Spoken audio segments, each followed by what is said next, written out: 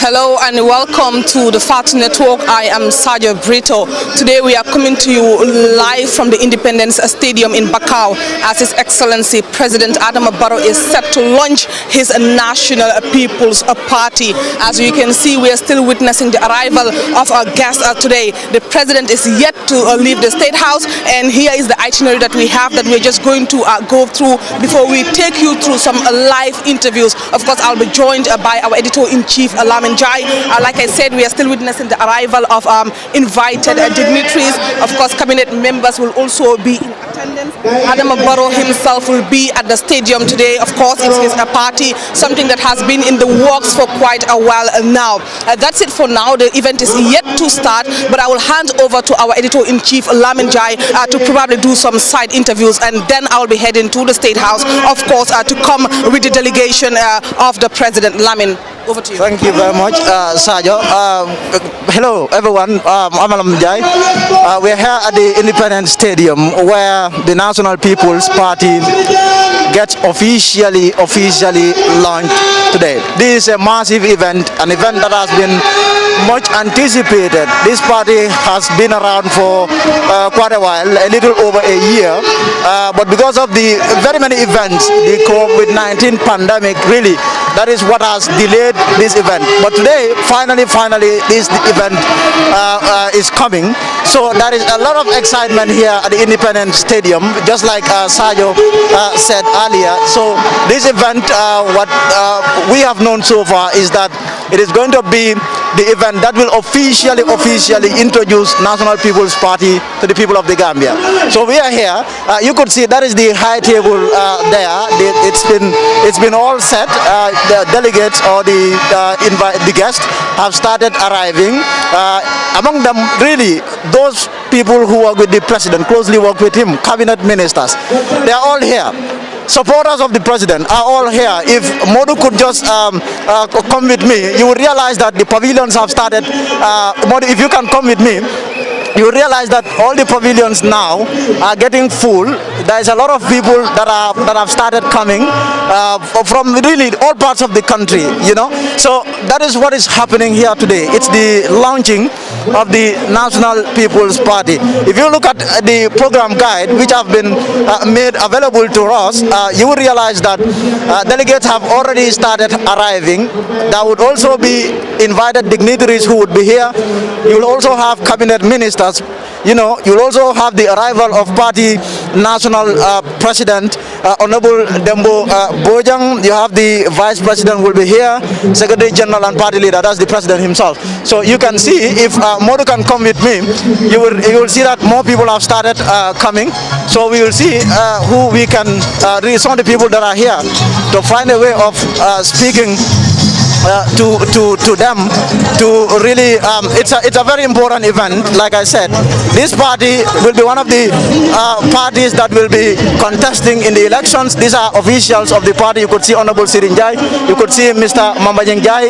These are top prominent members of the party.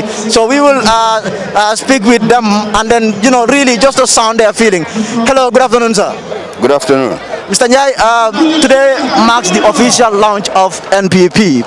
This event, can you quickly tell us, as a member of the party, but somebody who has been speaking, you know, publicly regarding the activities of the party, what is happening here today? Well, I think what is happening here today is not a secret. We are launching the National People's Party.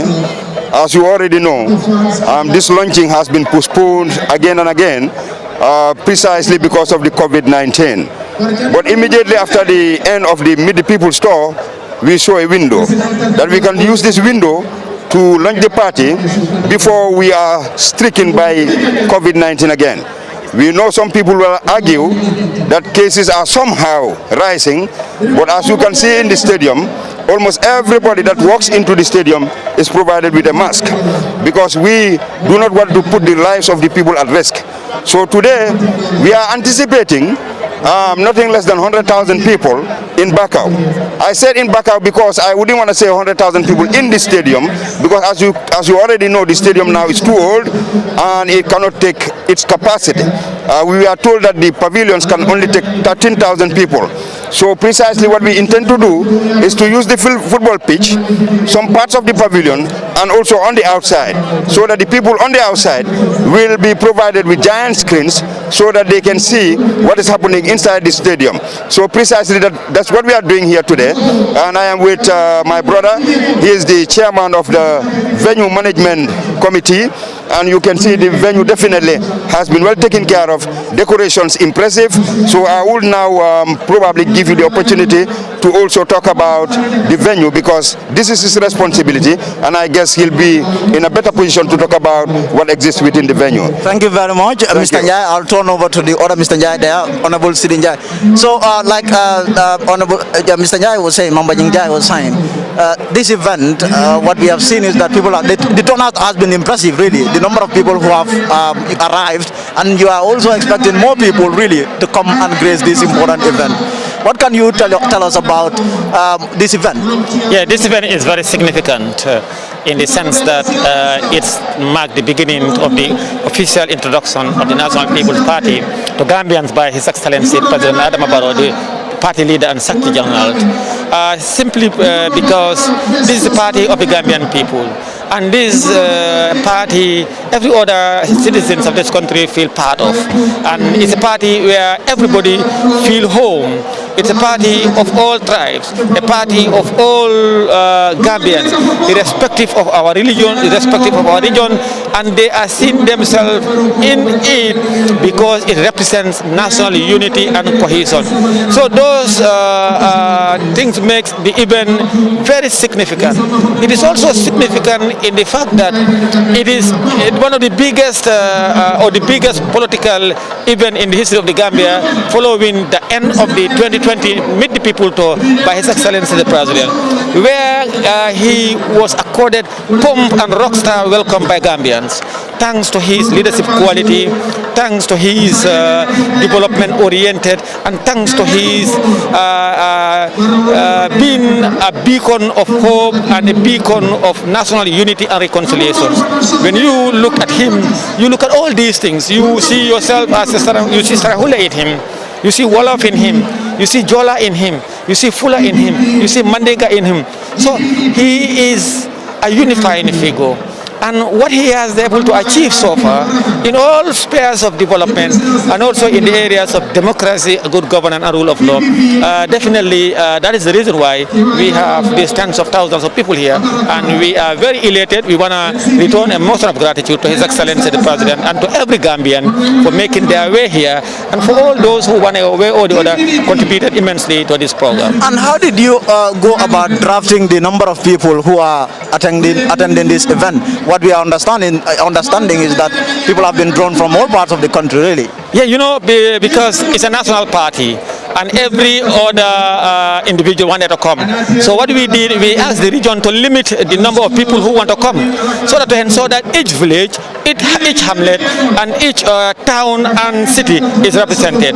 And that's what is happening here. They are drawn from across the land and breadth of the country. In fact, we are receiving hundreds of calls from people all over complaining that they want to come. Now, how about the timing of the event? I mean, I know this event have been delayed time and again, but also because of the coronavirus pandemic. But we still have this pandemic around. We have seen a resurgence of cases in the country, yet the NPP launch is coming. Yeah, you are here. That's why you saw, I said it earlier on, we have a health and safety committee who are taking care of that. In fact, if you go around to the gate, you see, if you are not on mask and then you are not sanitized, they won't allow you in. So we have taken care of all those risks and those also health measures as per the guidelines of the WHO and also the Ministry of Health, and also as per the instruction of our party leader, President Adama Barrow. So we are certain that we will continue to comply with the WHO and Ministry of Health guidelines. And how about the man himself, the president? When is he arriving? We expecting him because we hope that he will be here by 5 o'clock or so, because we have our delegates across the Greater Banjul area where they are come. So as soon as they arrive, everybody is in. His Excellency the President will come in to a tumultuous and a historic escort. Thank you very much. Yeah. So that is Sidin Njai, a prominent member really of the party there. So that is it. This is just to give you an idea as to how everything is going to look like. There will be a live coverage that will follow soon, shortly. But we are here. You could see that we will try to go closer and see if we can. If Modu can come with me, we will try to go closer and see if we can get more people really to speak.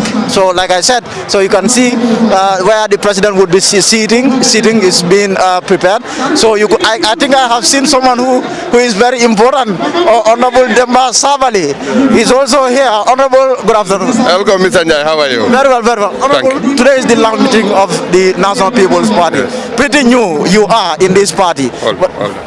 So I think they've called him, so he will join me a little later. He's just speaking with the Interior Minister there. So all the ministers have started coming, really. So it's going to be a huge event, really. The president will preside over this event.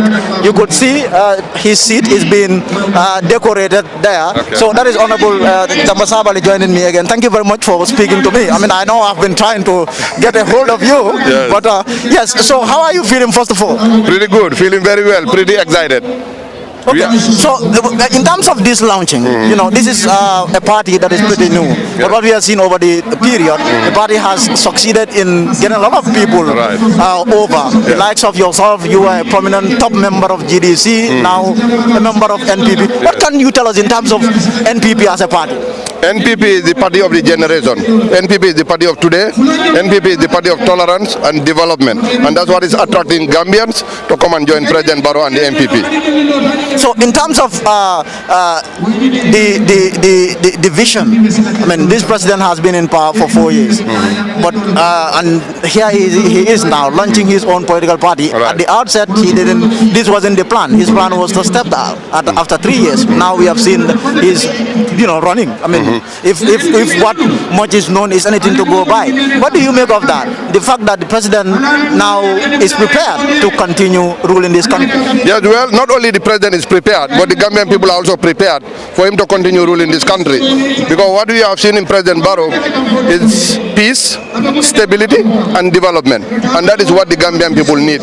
For the past 4 years, this country has been living in peace. This country has been moving forward, and nobody has been harassed, nobody has been arrested, nobody has been abused. So the Gambian people have seen what they need in leadership, and we are all focused on following the president in his agenda. You were national chairman of the GDC, yes. top role there. Your contribution to that party was huge. Right. Yet you left the party. Yes. Why did you leave GDC? Well, there are several things, but to be specific, there are criteria for me personally that I look for in a leadership. And there were reasons why we went into politics. Politics was to change a system, and we did that in 2016. Another reason to be in politics is to better the life and livelihood of Gambians. And I've observed that in President Barrow. President Barrow is bettering the lives and livelihood of Gambian people. So as an opposition, my options to remain opposition were dwindling. So all I can do is to join him in the wagon to help develop the country, because that is the agenda of every genuine politician. Honorable, thank you very much. Thank you. Good luck to the launching. Thank you very much, Mr. Njai.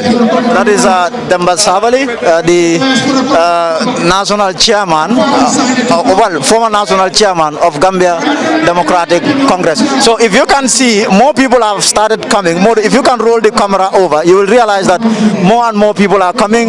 You could see Suso there. Suso actually is a very good interpreter. He was with GDC and now he's NPP. Suso Inimba. Assalamu alaikum. Lamin jangi kondom bak. Na ala tenturin kola ngasaliki la nyima sallallahu alaihi wasallam. Na kumote si ala jambi mobe bada kalama ko NPP parti kuto mi ala ko president barala nyaton ka bi wala kulliyo be keri na Independence Stadium bato bi abar kuma kelin dorong comme sur walka même volem jamani ne soto jang ñun ñep ñoo xacce ndor lol mo fi jëlé dictateur bon man li ma ñaax ak ñi rek moy nañ ñew bokk ci president Barrow ak NPP parti bi ndax fu mu buga yobu Gambia parce que jéego yum jël pour Gambia def ci kanam gis nañ ko Lamine Ndiaye yow ma interview sax yow doy nga ma sédé war nga ma mëna sédé ne jamono amon na fi li ngeen a def ni amuton ci press freedom amuton fi ci dëkk bi fii soo doon waxtaan ak say xarit sax mbaa sa mbokk sax mbaa sa doom sax ngay ko yónni di nga gëstu ndax am na ku lay seet mbaa am na ku lay déglu waaye loolu yàlla sant yàlla président Barrow si njiitam ak nguuram may nañu loolu am nañ loolu waaw foog naa léegi keñ maire amatu ci parce que ku nga xam ne may na la yow lu la neex naxari waxal xëy na sa wax boobu sax dina ko dimbali ndax mu defar bon léegi wax coow amatul nag nit ñi ñoo ñu bokk ak moom ku nekk soo amee lu nga xam ne naxari na wan ko rek moom dina ko régler président Barrow dafa ñëw pour régler problème yi Gambie bon ne ñëw ñu bokk ak moom ko am sa solo wax ko press freedom ma fi nekk lu la neex waxal soo ko waxee sax da ngay dimbale président Barrow ndax mu régler ko man de Mr Fix laa ko tuddee ku ñëw bokk si moom problème yi Gambie dina ko fix soobee yàlla Suso mu ne bon di GDC ha dalila jama sifta taranwa ko kono bar men gina kumma ta dalilol kono wala nka men ñini nung abako ngole so soto together modu ni be ko ñini nga ala natna ko dila hani da hakelo la ko tek keleti ko tek ndella taro opposition ya be naw ci kono ko kilinam ndol mu jalol let ndol manga aboda soto ni politician ol tema ndeni UDP kakele ni GDC kakele ni NPP kakele because hada male be ni tema gambe ngole lo wakana konnante natin tema akana jaw natin tema ba dalilo même fond ye bondi je kan nati NPP wala ngaji ko president Barrow kam men nyini nung mam men soto ya jemela maralo ko sanyi mo nim fula ngole president Barrow maralo ko wala nati president Barrow wada man thank you very much Suso so wala Suso is an interpreter really who has been very so we will still try to see if we can get more people. I see cabinet ministers, I also see National Assembly members, I see honorable OJ, I see honorable OJ, he's also in I see the interim leader of the National People's Party there, so we will see if we can I see he's a very important man in this event. He is Honorable Siaka Jara, political advisor to the president. Honorable, good afternoon. Good afternoon. Honorable, so this event marks the launching of your party as the top advisor to the president when it comes to politics. How are you feeling, first of all? I'm very much delighted because the way I'm seeing people entering the Independence Stadium shows that people love the NPP, National People's Party. Why do you choose now to launch this party when there is COVID-19 in this country? If you check on the scale of the world, Gambia has the smallest in COVID-19. The percentage, if you check, I don't know whether you normally check, we are not saying there is no COVID, or we are encouraging for people to do what is not within the advice of health, but we are controlling. Now, in terms of the launching of this party, it is coming at a time when you have just a few months to elections. But yet, your party is growing by the day in terms of the number of people that are joining you. What can you tell us in terms of the future for NPP? The future is bright. You can see that because it's not one man's party. It's the party for all.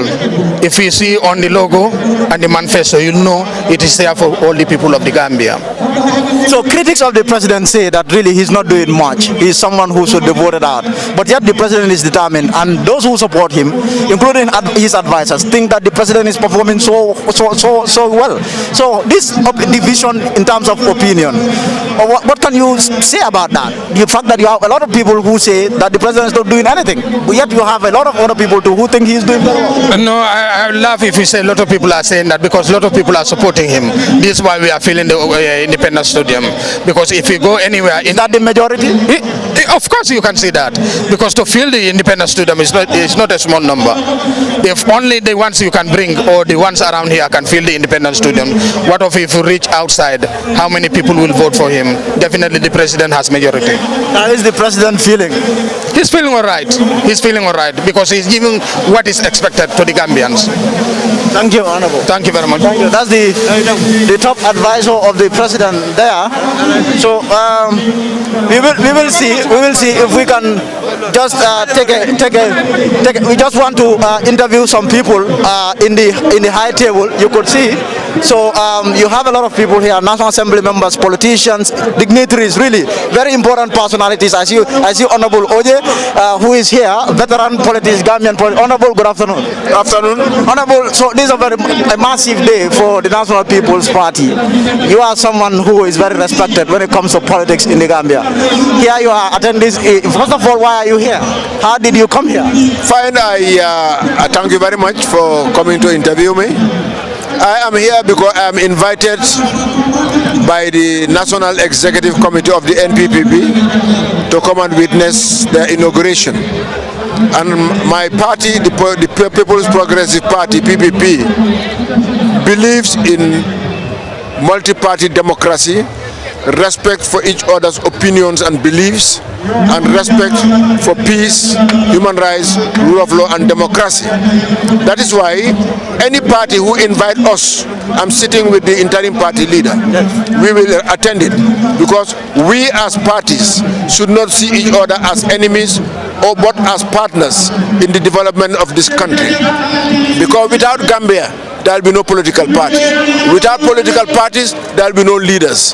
So Gambia is more important than all political parties put together and all leaders put together. And for us PPP, our main future, our main program, our main objective and program and mission and vision is to work with all political parties in peace so that we can establish peace, harmony and togetherness in Gambia. We all belong to one country. We are one father and one mother. How about the bromance between your party, PPP, and NPP? We have seen NPP gradually, so PPP gradually aligning itself to NPP. What can you tell us about that? No, for us PPP, we are an independent party. We are a party of our own. And I hope you will cover we are having our Congress on the 26th, 27th, 28th of February at Birkamaba, our National Congress.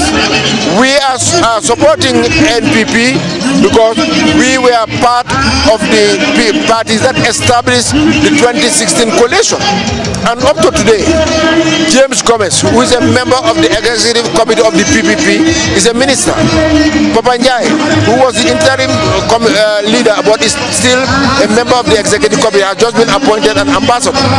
That is why, for us, we still respect the principles of the coalition, and that's why we are in partnership with President Barrow to see that we help him to pursue the national development agenda.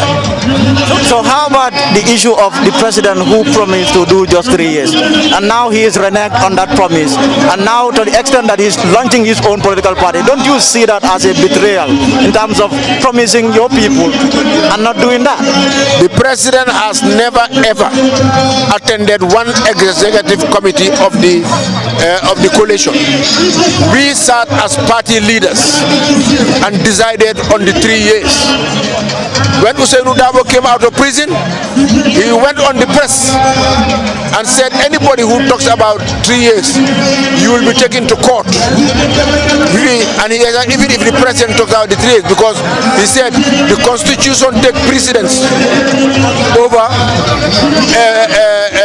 the agreement of the coalition. And at that time, UDP was the biggest party in the coalition. And then when we went to an executive committee, the majority of the committee, of the leaders, agreed on it. So it was not Adama Barrow. It was the party leaders. The PPP, I said I was not going to serve the government beyond 3 years. But fortunately for me, before the 3 years, I was removed from cabinet. But the new leadership of the party, I don't own the party. I belong to the party. The decision of the executive, I believe in democracy. They now say they will go with Adama Barrow for his 5 years. I have no problem with that. But what would you anticipate in terms of what the president is going to speak here? In terms of what he's going to say, what are you looking for? No. What I want for him to talk about peace, stability, and progress of this country. That's all I am expecting for him to say, because that is what is important today in Gambia. That's right. Thank you very much, Honorable. And I see the interim leader of PPP. Honorable, it will be carelessness on my part if I don't allow you to say a few words. But it's enough, I think. It's enough. But how are you feeling? Very, very elated. I'm very happy and I'm proud to be present in the ceremony of to launch the NPP. This will go down into history, and thank God that I'm here to witness it. Thank you very much. Yeah, thank you very much. That's it. Oh, Honorable, maybe it's the mask. Maybe. Mask killer. It is the mask. Thank you very much, sir. Thank you. So that is thank you, Honorable Oje Jallow. There, so you could see we have a lot of people here who are actually here. Actually, so we will try to see if we can speak with more people. Really, we have ministers who are all here attending this event. So really, it's a very important event. I see ministers seated, so you could see these are the ministers who have arrived. You have the Fatou Kinte, the Minister of Women. You have Mr. Honorable Ahmad Ba. You have Honorable the Interior Minister. So they are all here. It's a very important event today. You have the new minister too. Honorable, thank you very much. Good afternoon. Good afternoon. Where are you now? Honorable, no, it is the mask. It's Lamenja, your old friend. Yeah, where are you now? Are you still Kerfatu or? Yeah, still Fatou Network. Okay. Honorable, how are you feeling today? Well, I'm feeling not too bad. Dauda. I'm feeling not bad. Okay, so what can you tell us? What can you tell us in terms of? We have Honorable Dauda Jallow, the Justice Minister, is also. What can you tell us in terms of this event? Well, it shows that our democracy is growing. And Gambians are enjoying the dividends of democracy that they fought for. We are freed from parties. We are free to operate in a democratic system of government. Milestone in the development of our country. So, in terms of this party, a pretty new party that is a little over a year, yet the party is.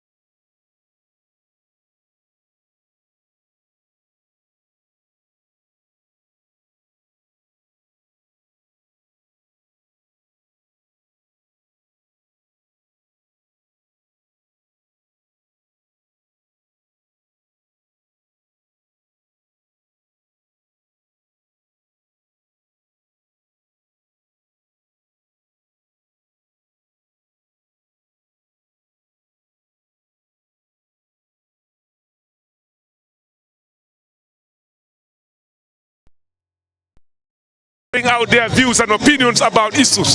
That's democracy. That's what we fought for. That's what we accept, and we take it forward. Their view. But I want to tell you that we will make sure everybody who comes here will have a mask and comply with the COVID protocols. That's what decision we have taken. Thank you very much. Thank you, Mr. Njai. And good to see you again. Good to see you now, Mr. Njai. We have Honorable Interior Minister. You have Honorable Fatou Kinte, Honorable Dauda Jallow, Honorable Interior Minister. Just a quick one. We just want to, you tell us, what do you make of today's event? I think the most appropriate question that I expect from you is to ask me about security. Of course, security would always come, but you are here. What do you have to say? Because you support the president. This is his event. Yes, I'm part of the government, and I'm supporting the government. and I'll make sure that everything to do with this program here is a peaceful program. My mission as a Minister of Interior is to ensure that there is peace and stability in this country. And then that was the area that I expect you to ask me about. Yeah, but I support the President's agenda, and I'm very happy that everything is starting today. The President has been inaugurated today as the party bearer. So my support and the support of my entire family are with him. With him. So because the day is about this event, next time we will talk about security. Thank you very much. Thank you. So that is the Honorable Interior Minister, Yankuba Sonko. You could see Honorable Finance Minister. Really, so they are all coming to Sano. You could see the government spokesperson.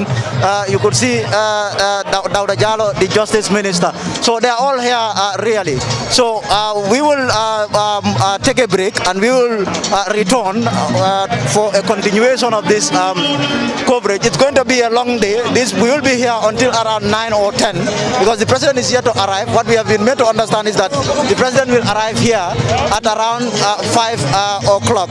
So you stick with us as we bring you a case-by-case coverage of this NPP party launch here at the Independence Stadium in Bakau.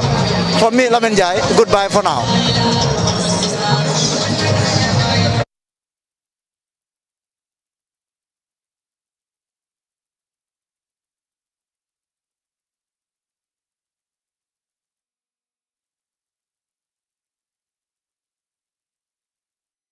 Of your media again, Africa TV. Yeah. You are in Africa. You are operating within Africa. You know what is happening in other parts of Africa, other parts of the world. That is not happening in the Gambia today. Gambia is a peaceful country, and this peace is jealously guided by the President. So why shouldn't we help him to be able to guide this peace that we are enjoying in the Gambia today? Without peace, we cannot even be able to have our 5 daily prayers. Without peace, we cannot even go to the churches. Without peace, we cannot be doing our naming ceremonies and our marriage ceremonies. Without peace, we cannot eat satisfactorily. President Barrow is calling for peace. Okay. President Barrow is calling for development. Gambian people at home and abroad, let's come together and support him. Thank you. He's a man of truth, a man of reality, and he's a president with a difference. I am telling him, good luck to him, and I'm praying Allah subhanahu wa ta'ala to give him, more courage. Thank you. And more will to be able to, rule this Gambia in the future. Thank you so very much. Thank you, Mr. Sonko, for Sonko, the chairman at the Brigham Area Council. Thank you very much for coming. He has said a lot. Apparently, this is how things are at the moment, and like I said, we're still here, and we're still going to talk about the event here. We're still going to talk to different people about what's happening here. And already we have another guest seated. I'll tell you, it's going to be a very busy day. It's already hectic, but I know it's going to be more hectic as the day goes on. Next is Mr. Sabali. You give him the mic. Yeah, MC, I'll allow him to talk. Mr. Sabali, thank you very much for coming and for talking to us. I can see you in MPP colors. You used to be in another color, by the way. But thank you. Tell us about your impression today, sir. Thank you very much. Glad to be here today. I am really very impressed. You can see the crowd up here. The pavilion is full, and everybody's excited. And it got the mantra already that NPP is the party of the day. And if you look at the crowd, it's 90% young people, and that is what has got me more excited about it. So, Mr. Sabali, can you please explain to our viewers why from GDC to NPP? Why the switch? Oh, thank you very much. Anyway, this is a question that I have been asked several times, and a question that I always expect. Look, the reason why I went into politics has two main folds. One is to change a system, and we did that in 2016. The other reason to remain there is to better the life of the Gambian people. And the reasons why we were looking for leadership in this country as a party those are the same reasons I have seen in President Adama Barrow. And since I have seen the same criteria, the criteria of tolerance, the criteria of being hardworking, the criteria of believing in rule of law, that has attracted me into President Barrow's agenda, and I'm supporting him. Many are saying that you lose hope in the GDC. That is why you switch to NPP. How true is that? Well, if I say I don't lose hope, that means I think still they have a chance. Of course, I am convinced President Barrow is going to win. I know GDC does not have a chance of winning 2021. Of course, that's not a reason for anybody to switch, but the reasons for switching are my criteria of a leadership have been seen in President Barrow. That is rule of law, tolerance, and hardworking. So if that is already in the president, there is no reason to remain opposition. So are you saying like there is no rule of law at the GDC? Well, you know, GDC is a political party. We cannot say that. What I mean by rule of law is there is rule of law in the country. President Barrow believes in democracy. I had a set of criteria in a leader. That is a leader who is tolerant, a leader who believes in rule of law, and a leader who is going to work for the agenda of the Gambian people. And I've seen it in Adama Barrow, so I got to support him.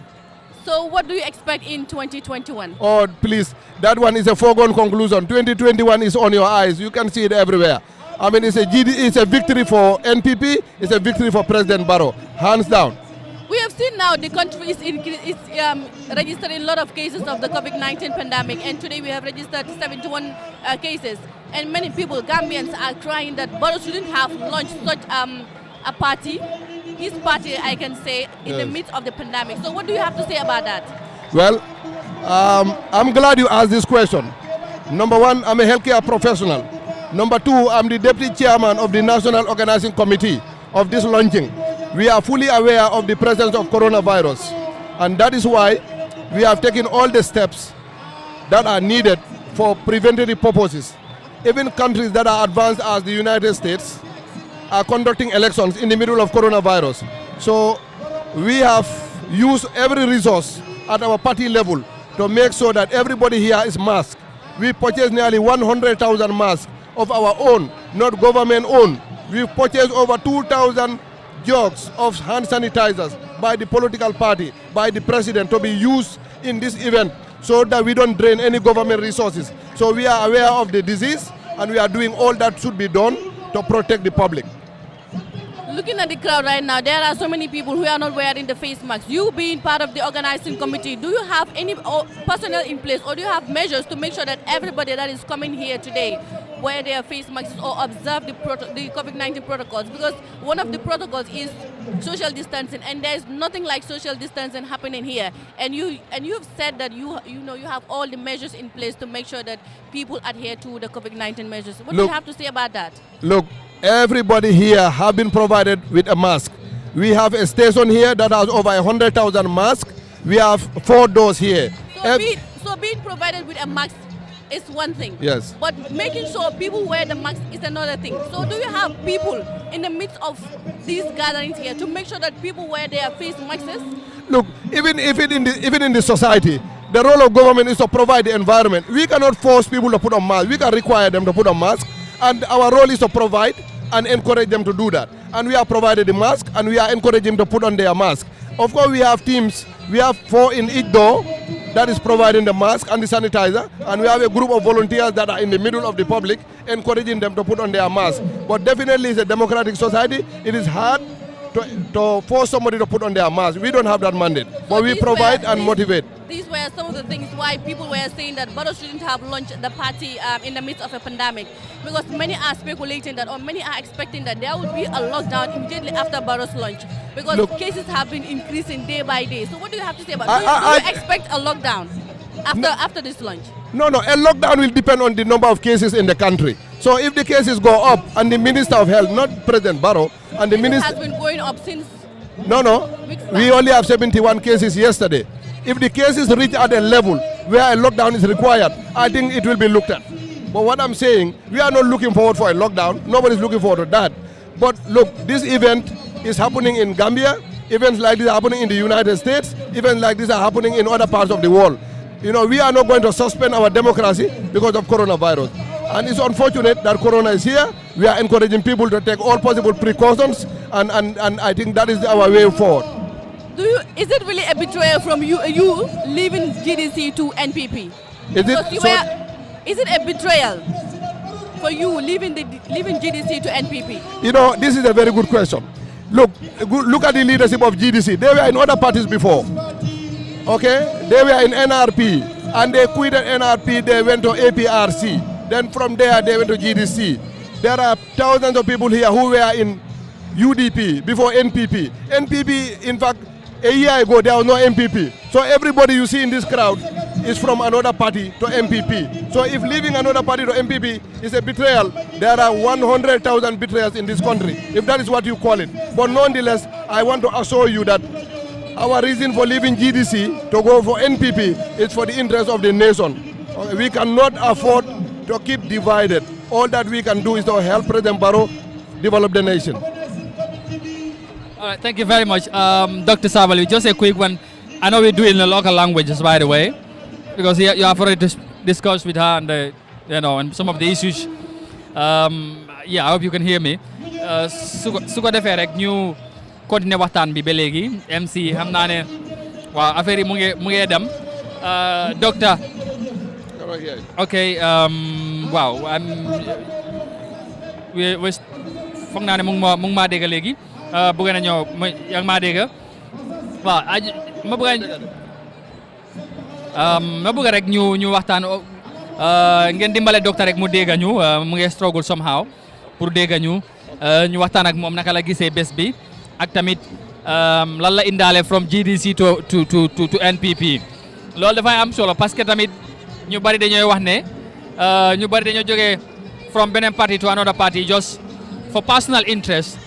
But beyond personal interest, Doctor, Lala Indale MPT from GDC, because you were a key political figure in that party. So what does Dr. Sabally brought along to the NPP? Lolu moy lan Gambian si bëgg nañu xam lolu doctor. Anyway, jërëjëf, thank you very much. Bi laajte bi def ma dee ne torop because laajte nañ ko lu bari. Li ma wax mooy fona meet the people to yow you were in the tour yow gis nga lima indaale but again lima muna wa mooy lima indaale MPP mooy my experience man from 2016 ba léegi wóor naa dëkk bi yëpp amut fuñ demut amut kaabilo buñ xamut amut kilifa buñ xamut so xam yooyu mooy politique yi Gambia du noise bi dangay xam ci kan ngay dem ci ban kaabilo ngay duga kan moo fi influence te loolu xam nañ ko te loolu lañ indaale NPP. ok bi nga ñëwee NPP yàgg na yàggul waaye manifesto bi lan mooy taxawaay parti bi lan moo ci nekk Gambien si tamit xam ko su fekkee ne am na lu fa nekk wala lan lañ war a sentu ci parti bi nga ñëwee ga léegi lan nga foog ne Gambien si loolu lañ war a expect from the NPP party. Gambien si lu ñu war a expect si NPP party mooy lu NPP start already mooy. meeg soo ne jaamar dëkk na si réew mi fii daal Gambian si amut pol amut soose amut olof amut joola li gën a important mooy Gambian nga that's more important te li si tegu mooy suñ njiit bi mooy président Adama Barrow mu ngi liggéey guddee bëccëg te ak tamit président Barrow meeg soo ne dëkk bi fii dañ am fi rule of law ku defut dara du la laal ku nekk dëkk fii nga dëkk si jaam ñëpp toppal loi loolu NPP loolu la start te loolu lañ yaakaar ne NPP loolu la mooy continuer. ok just finally rek balaa ñu laa bàyyi ci ndaje bu mel nii tey coow li bari na gis naa ne you are part of the organizing committee tey est-ce que góom nga ne yéen amu leen tiitaange bu programme bi jeexee dina tax feebar bi mu tasaaroo ci biir dëkk bi ndax ñu bari tiit nañ na the latest update from the ministry mooy 71 new cases. tey bu ñu amee mbooloo bu mel nii ñu jàpp ne there will be an impact after the event so are you not worried ndax tiitu leen ne lii dina tax ñu joxoon leen baaraam as NPP wala président Barrow ñu ne moom moo lawal feebar bi ci dëkk bi. loolu dina am ñi nga xam ne dina ñu joxoñ baaraam because opposition yi foog ñu am lu ñooy wax cases yi we don't expect ne cases yi dañoo yokku because of this program su amee tamit is an unfortunate thing nonetheless whether this program or not this program the cases were rising already.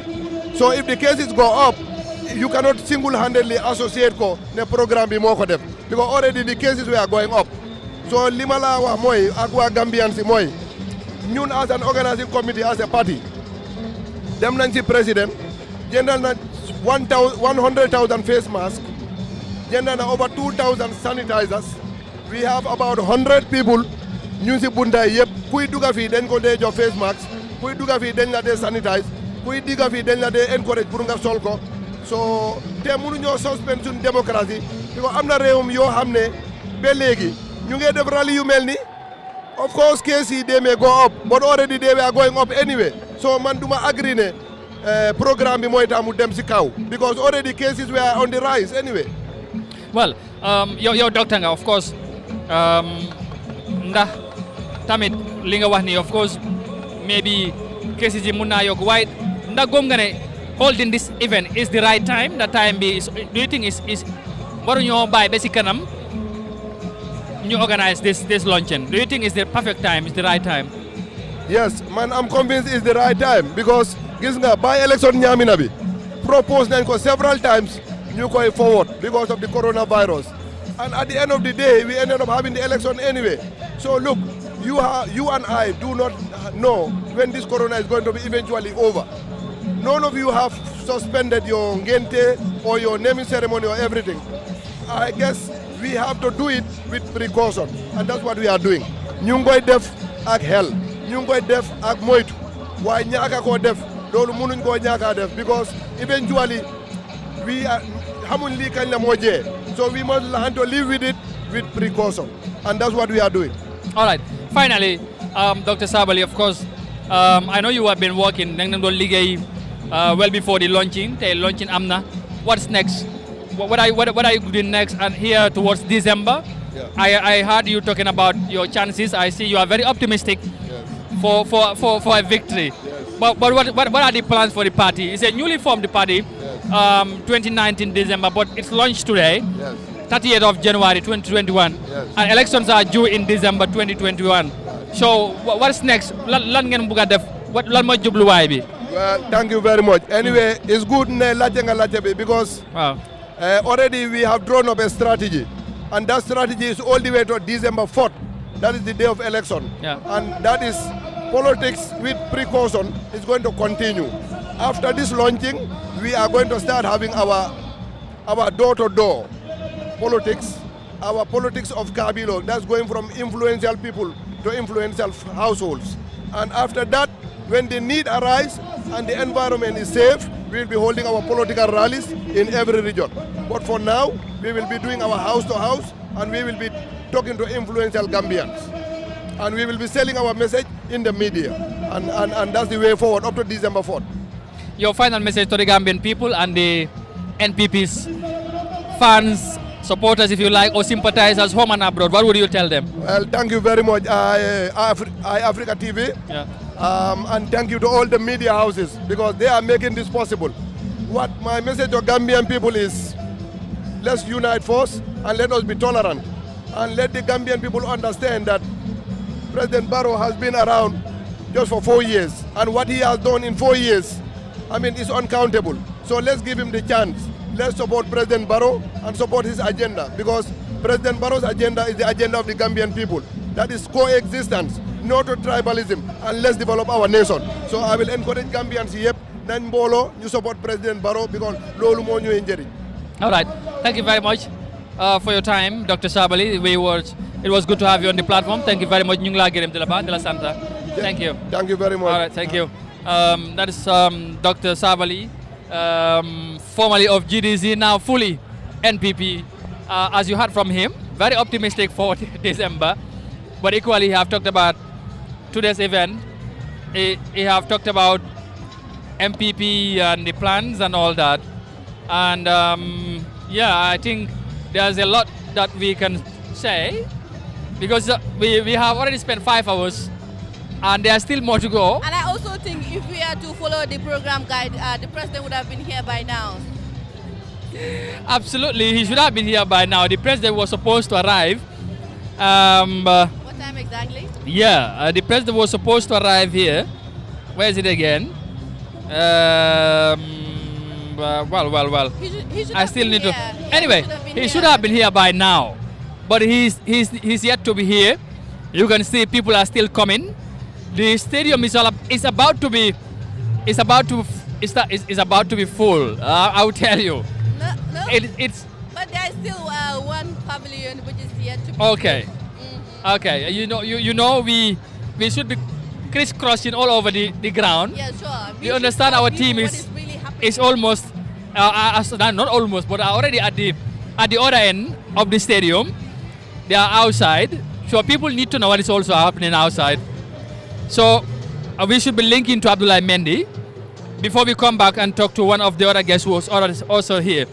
So Abdoulaye Mendy, if you can hear me, yeah. So there he is, Abdoulaye Mendy.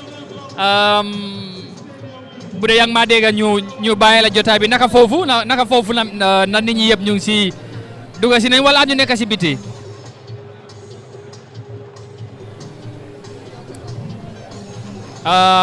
Abdoulaye Mendy. doo jam. bu dee yaa ngi ñoo dégg rek bëgg nañoo xam situation bi naka la mel ci biti. balaa ñoo dellusiwaat ci biir ñu continuer waxtaan bi. dafa mel ni déggaagut ma de waaw ñu dañ leen bëgg a woon lu nekk ci biti tamit ngeen gis situation bi naka la mel foofu.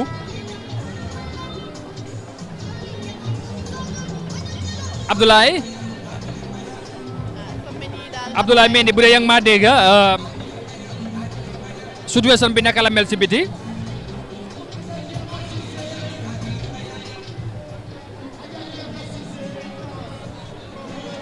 Well, nañ dellusiwaat ak moom ci kanam tuuti dafa mel ni jokkaloo bi taxut ko baax ñu wax ak Matar Sène moom tamit teew na ci jotaay bi of course MC waaw Matar ñu ngi lay nuyu of course moom tamit ndaw la ku ñu ràññee ci politique jógee ki nga xamante ne mooy di current minister of youth and sport bokkoon ñi ko taxaw ci mayoral election bi.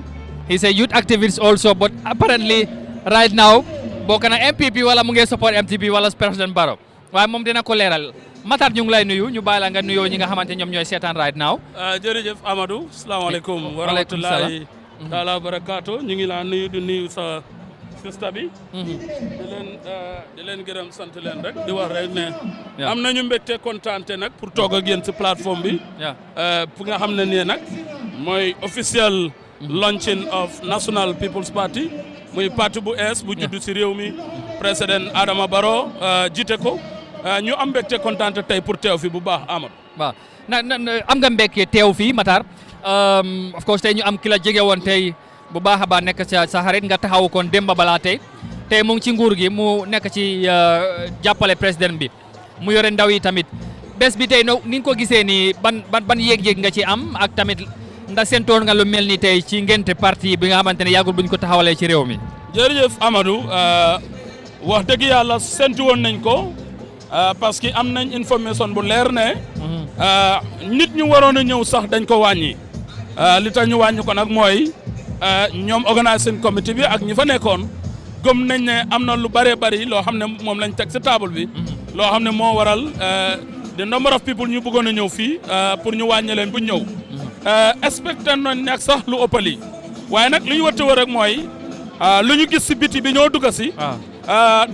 daw na yaram dafa mel ni Gambien si jox nañ loxo président Adama Barrow parce que ñetti bunte yu gars yi di duggee yëpp rang baa ngi gudda nit ñaa ngi fees step si biti kon loolu am na solo trop te yaakaar la fon na nit ñi am si His Excellency the président Adama Barrow di wax rek ne ñu ngi delloo njukkal tamit ki nga xamante ne rek moom mooy. Honorable Minister of Youth and Sport man maa jiite woon campagne bi jamono bi ñoo ut maire race bi moo tax ñun ñëpp tey team Bakary ak président Adama Barrow booloo nañ pour liggéey. booloo ngeen Matar coow li bari na lool ci bés bi tey biñ ko waxee ba léegi ak ni mu amee yow xam nga ne mbas baa ngi fi Covid 19 ndax sa xel dal na ak li nga gis ak li fi demee ci ne after event bi feebar bi du tasaaroo ci biir dëkk bi. waaw loolu nag. foog naa ne dafa yéex pour nit ñi laajte ko Amadou parce que nag boo xoolee jaar-jaari réew mi si jamono buñ toll nii daanaka xew moom bër bu set la fi nekk di am parti yu bëri loñ nañ seen parti yi nit ñu bëri am nañ seen right pour ñu oote ay ngénte oote ay céet boo xoolee yeneen programme yu bëri mu ngi am du si night club si du yeneen activités yu nga xam ne yëpp a ngi am ten su fekkee ne parti bi ñu ooyee NPP nekk si réew mi am independent la su fekkee ne si nguur la sax mun nañoo wax ne ñoom ak nguur gi da nga leen di séparer parce que président Adama Barrow moo jiite Gambia waaye NPP parti boppam la kon am nañ right ñoom it ñu ngénte nag seen bés parce que ngénte nag mu ngi xew si réew mi. waaw est-ce que mun nga koo xaajale président bi ak NPP. waaw mun nga koo xaajale si bii boor moom moo jiite réew mi waaye. jiite tamit NPP. non waaye nag nguuri président Adama Barrow. ñu NPP yeeg NPP yeeg UDP yëpp a fa nekk di liggéey. waaw waaye nag bi ñëwee ba si NPP parti boppam la boo xam ne am na right moom mu génn ngénte nag bésam naka laa ngénte bésam mooy mu oote ndaje wan nit ñi ne NPP juddu na mu nekk parti bu bees waaye ndax suñ fi jógee lana war a xew loolu it correction la boo xam ne foog naa ne Gambien si yëpp ñu ngi koy laajte. waaye nag foog naa ne matuwaay yu bëri la gaa yi jël pour gis ne des ni que tey nit ñi di leen fi ñëw si jàmm dem si jàmm te kenn du am problème mooy war nañoo sol i max war nañoo raxasu pour gis ne wàllante bi su waree am sax du gaaw. te loolu yëpp ay matuwaay la yoo xam ne ñu ngi koy def. yaakaar naa ne ñu ngi si yoon boo xam ne daal boo moo jóg. balaa maa jox MC naa la laajte benn wala ma def ko ñaar muy doon benn. tey yow wax nga fi affaire Bakary Badji of course yaa ko taxawloon am nga expérience ci politique bari na bariwul loolu leneen la waaye tey Matar président Barrow 4 years la fi jiite réew mi ndax góom nga ne Gambien si war nañoo bàyyi mu doxal another 5 years ñu ngi waajal election ak yow apart from Bakary moo la attract nga ànd ak moom nga ñëw MPP wala président Barrow doy na la nga dugal si MPP. waaw Amadou question ba am solo la man dama yaakaar ne bu fekkee ne luwaay réew mi may na président Adama Barrow mu dem fukki at ak juróom sax war na koo dem parce que président la boo xam ne dal na tey na kuy déglu la ku am wasak la ku jig réew mi la te Gambia dafa nit parce que président bu mel noonu koo xam ne dafay déglu askan bi koo xam ne ku tey la koo xam ne ku dal la pour situation bi Gambia nekk ñu mun see génn Gambia dafa nit ñu unite dafa nit pour ñu nekk benn ñu am gis-gis bu bees pour réew mi mun a dem si kanam beneen bi si tegu rek mooy ndax war nañ koo jox chance bi waaw man ànd naa si d'accord naa ne président Adama Barrow war naa am chance pour jiite waa réew mi su ko defee ay mébét ay xalaat ay yaakaar bu nit ñi am si moom mu jekkali ko ndax Bakary moo ñu motivé pour ñu ñëw déedéet ñun bi ñoo dem State House di toog ak His Excellency di président liñ ko wax rek mooy sa national development plan bi nga xam ne moom la nguur gi teg pare nañ pour jàppale la si pour nga gis ne national development plan moo di ko mën a achieve parce que boo xoolee kayit boobu téere bi si nekk lépp yokkute réew mi la te mënuloo ne nag si réew mi ngay seet ngay xool luy yóbbu réew mi si kanam ba pare nga ne ànduloo si pour liggéey ak ñooñu pour réew mi dem si kanam moo tax ñun ñu gëm ne with or without Bakary agenda président Adama Barrow mi national development plan pare nañ pour jàppale ko ànd ak moom pour gis ne dina ko mën a matal lii ñëw nag 2021 élection bi loolu moom nit ñi seen xalaat ak seen gis-gis mooy ñu may ko chance joxaat ko juróomi at pour mu teg tànkam fi mu ko teg mu jekkale ko pour réew mu mën a dem si kanam. Matar Sène mujjanteeli kàddu bi mujjanteeli laajte bi rek mooy Adama Barrow at bi la am 4 years depuis mu jëlee nguur bi ak léegi ndax yow gis nga développement bu Gambien si bëggoon ndax yow gis nga change bi nga xamante ne loolu la Gambien ni bëggoon moo tax ñu dem si poll yi 2016 bi votal Adama Barrow coalition government bi pour ñëw ndax yow gis nga change boobu noonu tey. waaw jërëjëf question ba am solo la man nag at the beginning support ma woon coalition bi man I was supporting the former president Yaya Jammeh moom laa sànniloon carte li tax nag ma gëmoon loolu mooy moom it dama bëggoon mu am benn chance pour jekkali li nga xamante ni moom la teg waaye boo ñëwee si ñeenti at yi nga xam ne moom la président Adama Barrow teg man gis naa ne achievement sa ngi am su fekkee téeméer la si jéego bu ne mun naay wax si suma xalaat suma coobari bopp ne président Adama Barrow doxal na 45% of it mooy nit ñi jox na leen seen gëdd seen àq ak seen yelleef delloon na leen ko ba tey man ak yow ak keneen mun nañoo toog plateforme bu ñu neex pour ñu wax jooy li nga xam ne moom moo ñu naqar beneen bi su tegu rek mooy li nga xamante ni mooy mbiri courant bi ak ndox bi gis nañ ne mu ngi si liggéey jéego yu rëy parce que ku topp projet yi bi nga xam ne moom la suñu mbokki Chinese si di def Gambie yëpp dafa mel ni sul nañ ay pipe yoo xam ne pipe yu am doole lañ pipe yu bu ñu tàkk biñ ko ibbee réew mi foog naa ndox dina fi jeex beneen bi si tegu rek mooy wàllu yoon muy infrastructure gis nañ yoon yu bëri teg na foundation bi liggéey bi commencé na ñu ngi liggéey te soo xoolee tamit si moom lim promise on KMC ak West Coast lu am si 20 federal roads ñu ngi pare pour lay down ko pour gis ne yoon yooyu noonu tamit président bi dina ko liggéey te bu ko liggéeyee njëriñu réew mi la jërëjëf Matar ñu gërëm la bu baax ban kàddu bu mujj ngay yóbbante Gambien si ak waa MPP ñuy seetaan di pour ñu xam ne daal MPP is here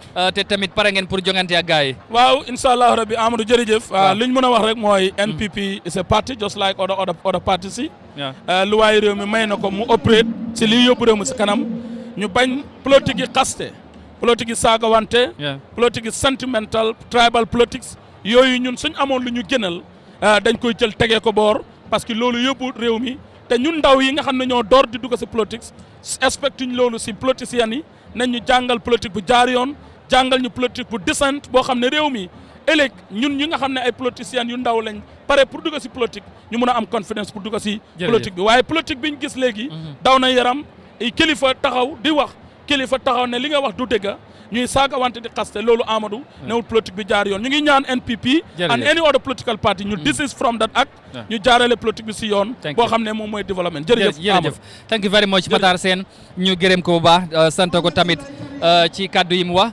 ñu dem ci biti kon ni nga ko buggee woon ci gannaaw rek seet ndax dañoo mën a jokkoo ak Abdoulaye bu dee ñu ngi la yaa ngi ñoo dégg ñu nga wax ñu situation bi naka la mel foofu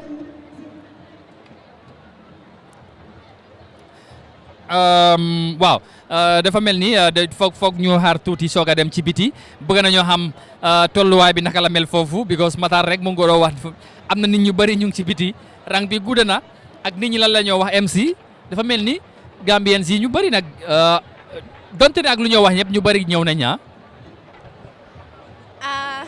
lu may wax rek mooy bu yàggut xam nga ay Africa TV moom bégal nit ñi rek la ñu waaye waxoon nañ ne balaa président Barrow di ñëw balaa dara di xew sax stade bi dina fees dem ba nit ñi sax duñ mën a dugg comme ni ko gars yi waxee ñu ne because of COVID-19 bi moo tax ñu wàññi nit ñi nga xamante ne ñoo waroon a ñëw fii nii si programme bi est-ce que gars yi duñ mënta nekku ne dañ mënta feesal stadium bi moo tax ñuy wax loolu dina am ñu wax loolu de site bii nii amagul dara site bii nii amagul dara de démocratie waaw te niñ ko waxee woon daal ba léegi génneegul noonu waaw ni mu waxee daal nit ñi nañ génn noonu génnewuñ noonu waaye daal ñu ngi mbuboo ne comme COVID-19 bi moo tax gars yi nee nañ Covid la de ba pare bëggu ñoo am na ñu bëri ñu waroon a ñëw ñëwuñ nee nañ tamit nit ñi bëri ñu ngi ci biti léegi nag dañ bëgg a dem ci biti seet foofu naka la mel gis ngeen moom VIP bi moom fees na del foofu moom kenn du wax dara pavilion bi tamit covered pavilion fees na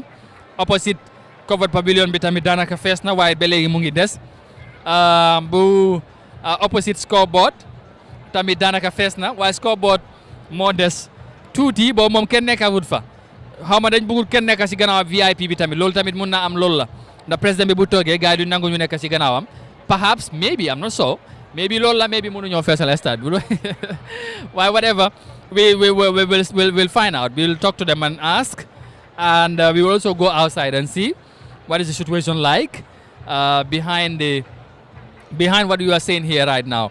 Because outside the stadium, we understand there are so many people. There are a lot of people outside who are yet to come in. Are they coming in or not? We will see. Because we are told that also that we understand they want to put out some screens outside so that some of the other people who were not or who could not get in could have the opportunity to watch outside, because maybe everybody cannot be in. So if everybody cannot be in, those that are outside can be provided an opportunity where they can watch the proceedings that are happening inside. But we'll still keep talking to the people that are here. We keep talking about MPP, and we still talk about the program and why some of them are here and what the future holds for NPP. We have spoke to different people that are part of the NPP, that have been part of the coalition, that people that have really believe NPP is the right party to be part of. Now I am glad to say we have Dembo Boyan, Dembo by Force. Thank you very much, sir, for coming to talk to us and the Gambian people who are watching. It is an opportunity for you to talk to the Gambian people in this occasion. First and foremost, we'll ask you, what are your impressions, what are you feeling right now being here today? As a presidential advisor, being part of those that have supported the president, what can you tell the Gambian people? Thank you so much. Wow. For giving me the floor. Yeah. For giving me the floor. Yeah. And I'm so delighted.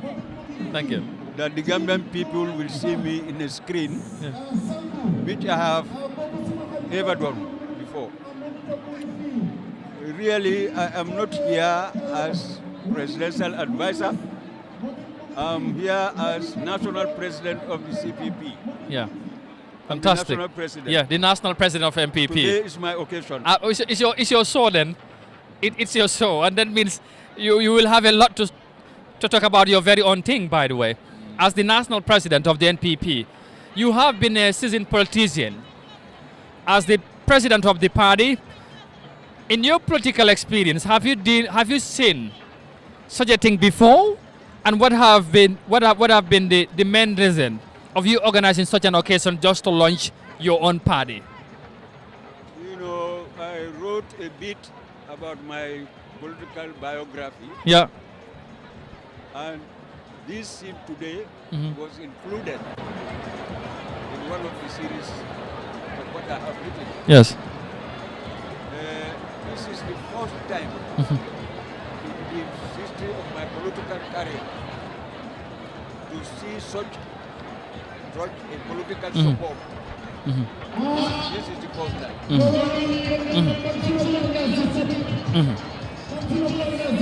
Really, this is the first time. And it's a legacy to me. A legacy that my great-grandson will become. I started politics in 1978. 1978. I was elected during by-election, you know. Yeah. On the 15th day of June, 1978. Since then, I became National Assembly member for 25 years. For 25 good years. And I have never been defeated. This is why they call me the mobile force. So this is Fantastic. That's quite a very interesting one, as you have just highlighted in your own words, sir. Now, you are the national president of the NPP, and there has been a lot of talk around town with regards to this event, the timing of hosting such an event, and of course, considering that we are in the midst of COVID-19. As the president of the party, as an elderly person, are you concerned that your party is gathering such a huge crowd here to launch your party? Is that is that a concern for you personally, at your own level, sir? Yes, of course. As sayings go on. Yeah. Seeing is believing. And that also, prevention is better than cure. Yeah. We started preventing ourselves, preventing the Gambian people. But some of them accepted. Yeah. The fact that corona is a true disease. Some people disregard it. But nevertheless, Yeah. we cannot go on lockdown throughout. Lockdown is not easy, especially in the economic system. It's not easy. When we took over the government, we know how economic fall down is. So if you continue on this lockdown, obviously it's an economic downfall for the country. So their lives are more secure now because the corona is dropping down. If you think of it, it will never drop. But if you disregard it, you know it is a disease, but that disease will never attack you. So you are free. But if you think of it, you become to be drained because thinking of the disease. Yeah. All right. That's okay. But again, on the same matter, we talk about the MPP. We talk about President Barrow, and you were in a position before 2016, and now President Barrow came to power, and he came through a coalition as a coalition candidate. You did well with other political parties. Along the line, a lot of things happened. You may not have time to discuss all about that. But President Barrow, I think many said he promised that he was going to stay. Also, I said the part of the agreement was for 3 years, and he was never going to form a political party. But he did so. And sir, you supporting him in that process. Why do you think you have to support President Barrow to form his own political party? And when he was coming as a president in 2016, he never said he was going to form a political party. Can you tell us about that and to the Gambian people? A lot of people are misinformed. Even during the time of PPP, Jawara didn't form the party. The party was formed by the people, and Jawara was invited in. So this is why PPP stayed quite long. Now NCP was formed by an individual, and when he left, NCP is done for. So we formed the NPP, not Adama. We formed the NPP and we invited them in. I'm the only position holder in the NPP as national president. If I can interject, why do you form the party? Why? You have many other political parties around. Why do you think there was a need to form a political party at the time you have decided to form a new party called the NPP? Yes, because we found out that the Second Republic didn't do well.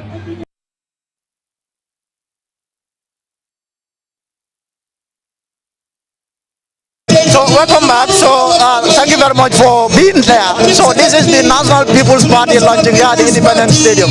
So you realize that this is a joint broadcast we are bringing you. We are doing this coverage alongside African TV.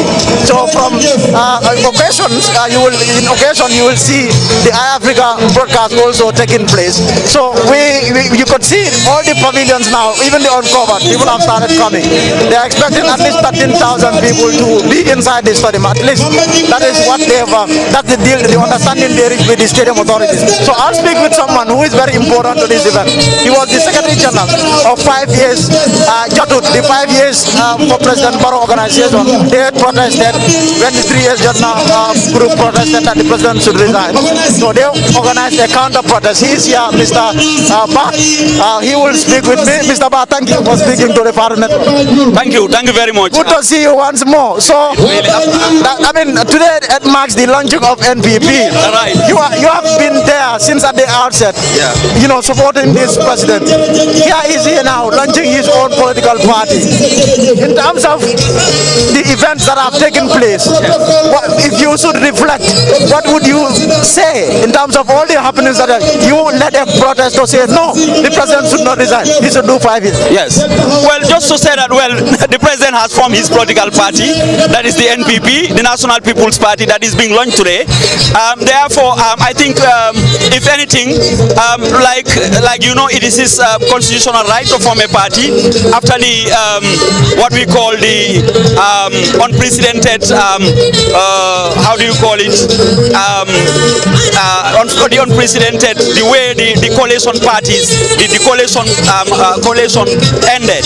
So I think that prompted him to form his party, and today we are here gathered to launch that party after being 1 year old. So we are here. We are sympathizers of the party. So we are here fully to grace the occasion. How is your love like for the president? Because what we have seen, the protest that you led, the 5 years total protest that you led, asking the president to stay in power, you were going to read your petition and you cried. Well, my love for the president is that I see him as a Democrat, and I think he has really been able to lead this country out of a transition, a 4-year that I consider to be a successful 4-year transition. So I think my love is intact for the president, and the 5 years was a civil society one that was in for the president, that was for the state, that was to defend constitutionality and peace in this country. Now that is behind us, we are talking about the president having formed his party to contest and to contest for another 5 years. So I think all is well. Do you see him winning? No, he's already winning, because you can look at the crowds. Looking at the crowds, looking at what is really at stake. I have been told and I have verified recently that most of the hotels are almost full to capacity. They are struggling to come here, and the diaspora are also equally well represented. So obviously he is gaining grounds on daily basis. Thank you very much, Mr. Thank you very much. Thank you very much. That is Mr. Ba, the erstwhile Secretary General of 5 years organization, the organization that fought for the president to not resign in office, led a counter protest. So we will try to get to the pavilion. You could see there's a lot of people here. We'll try to get to the pavilion. I think we will find a way of getting upstairs and see if we can talk to the people that are here, the supporters of the president. So that is the pavilion. The pavilion, you could see this side is full already. You have this other side too, that is also full. So really it's massive. It's massive, the amount of people that are here so just to give you an idea as to what is happening. So you could see all these people really. These are people who come from all walks of life, and they're all here to grace this occasion. So this is one side of the stadium, the covered side. Then if you want to roll the camera, you will see the uncovered side too, where people have started taking their seat. There was a lot of sun, but the sun is going down now. Even to the other side also, you could see people really taking their seat. So that's how everything is looking like here. Any moment from now, you understand now the president would leave the State House pretty soon, and when he gets here, this program will start. So we will start to talk to them. I can see Barrow Sisters, the Gambia National Cheerleader. So I think it will be important for us to speak with some of them to really get their feelings. Assalamu alaikum. Walaikum assalam. Todima. Ramatulai Sabali. Angajelela Fengor Barrow Sisters, the Gambia National Cheerleader. Ha de wole. Okay, sayang being a member kere wala mu NPP la launching ben kuma ba ita samuna fono mole nyimbengoto foka ala tentu kakila jayi kan alifalu tentu ke jayi aka Gambia no tentu ke jayi menni yalon ko wala be MPP andi loyal to president no ka president no loyal to Gambia no lel be tentu la be jale suku banko musol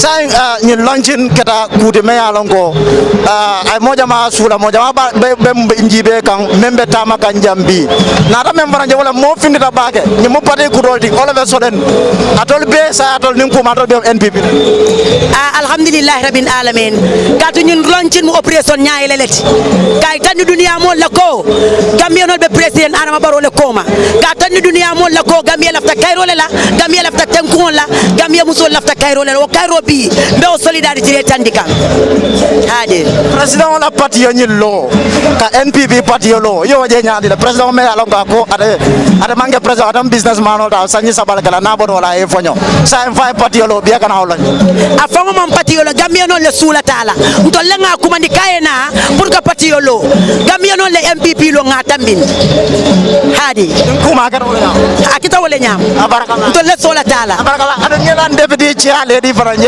aparamde amulun da aparamde da ma content remba content ma taro be content baro rong baro rek muna atna baro rek lan mota baro rek baro fi lañ ko def fi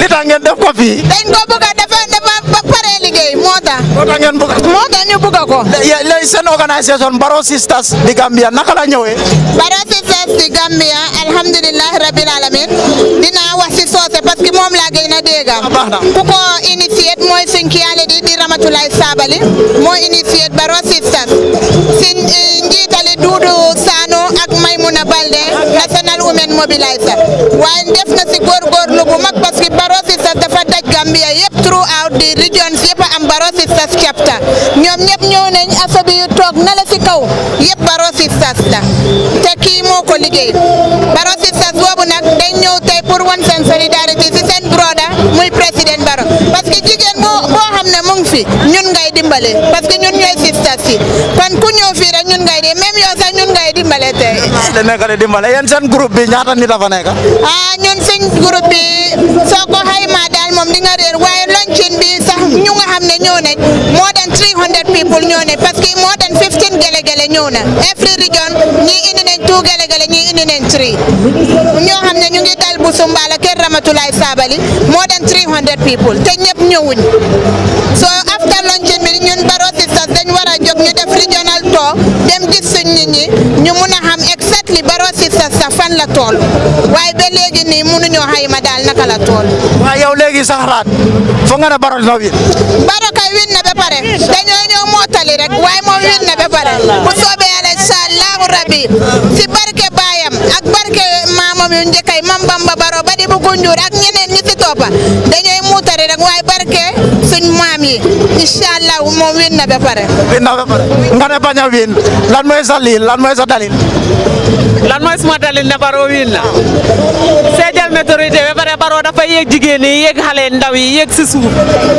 bañut kenn si gannaaw xamul ne kii séeréer la xamul ne kii joola la xamul ne kii pël la xamul ne kii olof la xamul ne kii moom tribalisme nekku si mbiram loolu rek tax na ne ñun Gambien yi dañoo sori laal te ñu gis ne Adama Barrow dinañu saaf 10 years bu soobee Yàlla si kattani suñu borom bi nit def ko liggéey ndik amagu 3 years ku liggéey dëkka def loo xam ne am na ñeneen yi def nañ ko fi de wante lum liggéey kenn defangu fe ñu ngeen ñaan Yàlla la Yàlla may ko kattan boobu mu toog ba next 10 years te Barrow tey dina wax fii yow lan nga expect mu wax ko boobu moom dafa nekk surprise boobu dama la ko bàyyi surprise boobu moom mënuma ko wax boobu surprise la moo nekk bu soobee Barrow fu mu nekk nii doo kuulaa Barrow rek moo fi nekk rek doo kuulaa Barrow Barrow man naa gis naa ko mu ngi ko wante ji Barrow doo kuulaa moom mu ngi taxaw so that is you have men too really it makes these are all Barrow sisters I can see men too who are all here really to attend this event. So maybe I will try to speak with some men really that are here.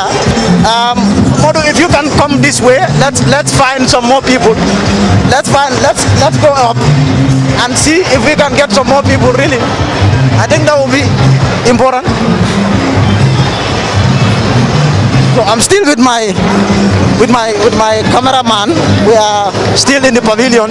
So this is the upper part of the pavilion there, the covered pavilion. You could see some very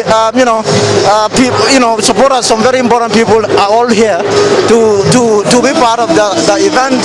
You could see if Modu can show this is how everything is looking like. And these are all people who really are here. They just love the president and are here to I think I see someone calling me really, and I think he's the one that is calling. So we will see. Just let me come this way.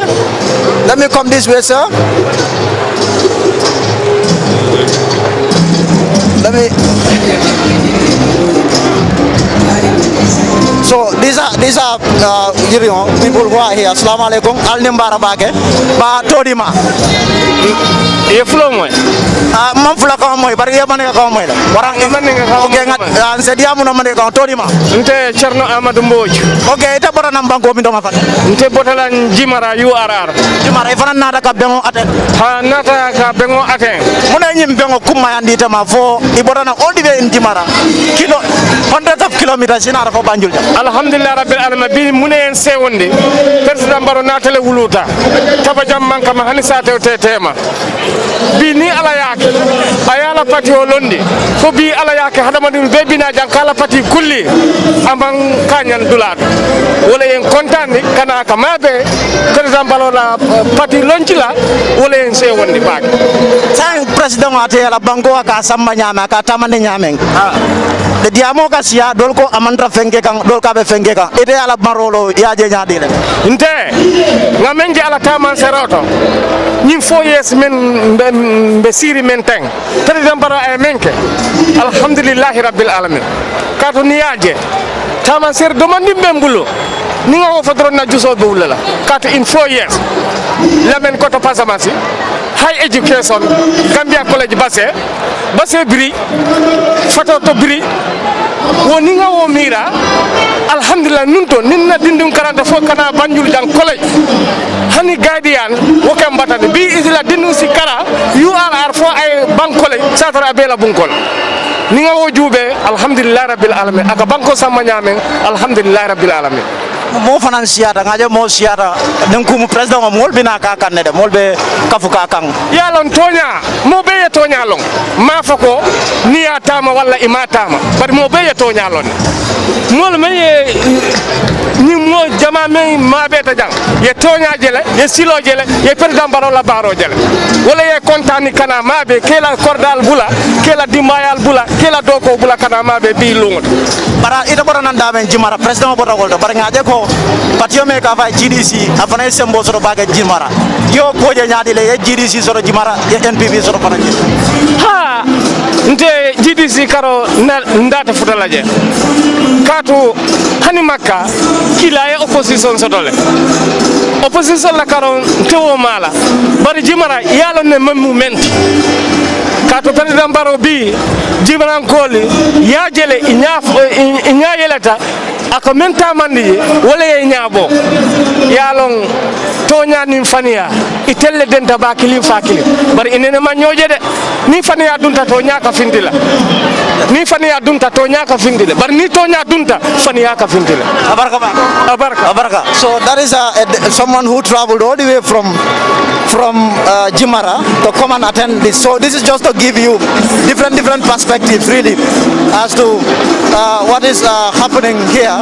So we will try to still move about and see if we can get more people to talk to. I spoke with a lot of people, a lot of women. So I will see if okay, he doesn't really want to. Okay. Okay.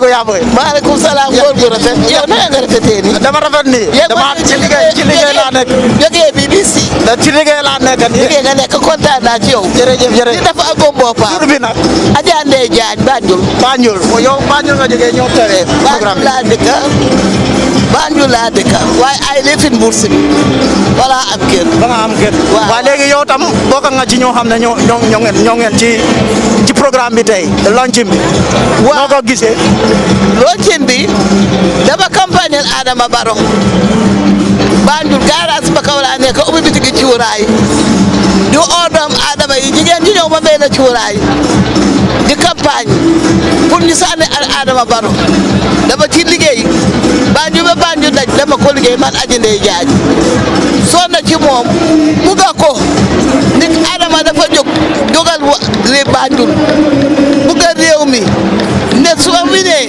dinaa leen jagalal Banjul waa Banjul dañ bugga Adama ba pare Banjul jigéen ñi suñ daan tooga dañoo teg borik nawet fa dañoo toogee seen doom bi suñoo lekka ñoo ci kaw lal bi seen bukki di tooy xale duñ daan dem school den ndox nawet bi jeex Adama Barrow génn ci coono boobu yëpp su taxuloon na Adama Barrow Banjul dina diig ren daf doon diig parce que ndox mi bari na bari boo xam ne nit ñi duñ ko doon antal dégg nga Adama Barrow jagal Banjul ba Banjul moom doo gis fenn fu ndox taa tali yi rafet na tali yi dëgër na yoo amatul coono bi jeex na lampa yaa ngi leer city of light Banjul loolu ko Adama Barrow def ko Adama Barrow bugul lendem na leer waaye am na ñu wax ne tamit Adama Barrow liggéey deful fi dara daf fi war a jógee ñooñu gumbo sax xam na ne Adama Barrow liggéey na añaan la leen amee rek añaan la leen ñooñu bëgg ñu baax ci seen boppa gomuñ yàlla nanguñ dogal yàlla Adama nag yàlla ko indi pour mu jagalal ñu ku baax a baax nga ñooñu amuñ fayda dañ feebar ñu bàyyi leen tey lii rek doy na ndam mais baa ngi fees del mais doomu Adama amuloo foo toog di sant yàlla bu baax a baax la ba pare Adama dafa bugg a yuut si wér gu yaram am na teranga am na xiif amut mar amut kontaan nañ ci dëkk bi lool man Aji Ndeye Diagne advice Banjul NPPP maa ko wax waaw jërëjëf yaa booy waaw waaw ma góor gi interview ma interview la ko waaw baax na asalaamaaleykum papa nuyu nañ la ñun la waa Fatou Network so ñu bëgg a xam rek sa tur Mbaye Baboucar Sarr waaw yow tam Banjul nga jógee waaw man waa Banjul la yow li tax nga teewee programme xanaa soppa Barrow ne Barrow yaru na Barrow boot na ñëpp amul tribal sentiments Barrow dafa neex a defar parce que koo xam ne suma ay dafa yaroo bi ci xam kanamam sax soo ko seetee di nga xam ne kii nit ku yaru la Barrow du xuloo Barrow du mer loolu lañ soxla mu ngi ñaax ndaw yi pour ñu jóg di liggéey soo ko seetloo surtout jigéen ñi xale yu jigéen ñi ñu ngi liggéey bu baax a baax ko ci gis mu ngi dang-dang yi waxuma ne góor ñi defuñ dara de waaye xale yu jigéen ñi boo leen seetee ku ci nekk yaa ngi am looy def yaa ngi liggéey soo wàccee yaa ngi am leneen looy def loolu lu baax la yëpp ci ndibali Barrow man waa Banjul la Banjul di capital yi Gambia soo wàccee ci féeri bi soo wàccaan ci féeri bi dafa ruslu nga ñëw fekk Banjul tali yaa ngi lifin poto yi dëkk boo xam ne capital boo xam ne 1 square mile loolu waroon nañ koo def ba mel ni Fanaal gos reyul waaye dañ ko negle toon be Barrow du waa Banjul de waaye dafa ñëw defar Banjul waa Banjul boo xam ne soppatu ko doo góor dafa mel ni waa Banjul ñëpp a ko war a soppoon moom waaw parce que dañ ñu fàtte woon emul ci Banjul de fu nekk la defar mu ngi brique mu ngi defar bassin mu ngi defar fu ne foofi xalaat rek mu ngi ci yal na ko yàlla taxaw yàlla dimbale ko ba lim indi réew mi mu mun koo sottali wasalaam. Papa jërëjëf. So thank you. That is someone like an old man who came all the way from Banjul to come and attend. So the pavilions are a little high. So I think I will just take one more person from this end, and then we will try to. This is just to give you like a perspective as to what is happening here. So we'll just take one more person from this end, and then maybe move to the other side of the stadium. Assalamu alaikum. Good afternoon. What's your name?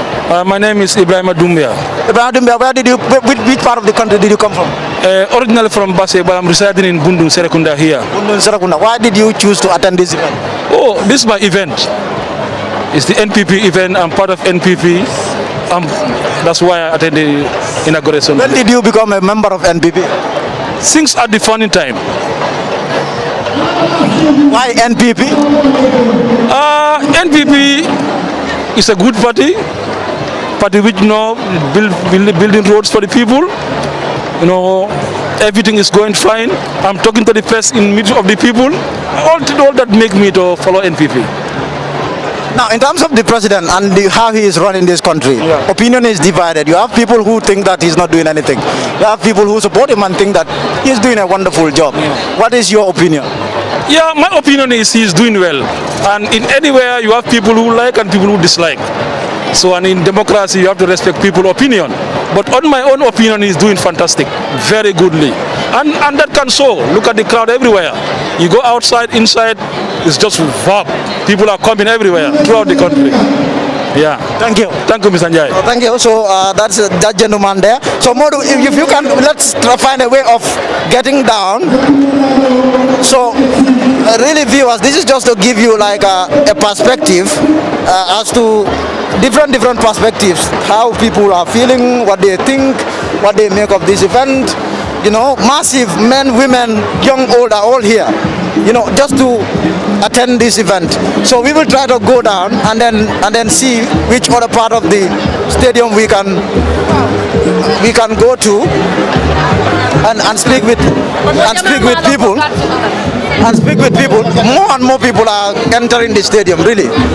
The event is yet to start because, it's yet to start because the president is yet to be here. So I think if the president comes, that is when the event will start. And I have also seen my good brother. I have seen my good brother. Finally, I ambush you. Finally. Good afternoon, sir. First of all, you are just getting in. I would guess. So you are an advisor to the president. Yes. The president is launching his party today. You are leader of GPDP. Yes. What is your assessment of this event? Well, this event is meaningful because it's showing you the democracy we are now having in the Gambia under the leadership of President Adama Barrow. Because how many political parties are formed now since Adama Barrow came into power? So, and having the NPP with all this crowd, different tribes, different religion, different political parties, different affiliation, but all of them are gathered here today, which is showing us that Gambia have united. Gambia is one. And I think what Adama Barrow have demonstrated today is called unity and peace. And let's maintain the unity and peace. Let's talk about the relationship between your party, GPDP, and the president's NPP. Yeah. What we have seen over the years is that GPDP has become more and more aligned to NPP. Yeah. Why NPP for GPDP?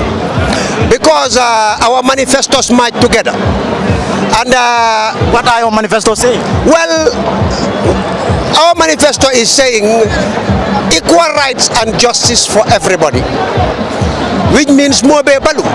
And this is what President Adama Barrow is giving the Gambian people. And also the 2 terms limit, which is also in our own manifesto, and giving also gender equality is also in our manifesto. And somebody who is arrested, you should not be in custody more than 72 hours. And these are the qualities what President Adama Barrow have demonstrated with his government.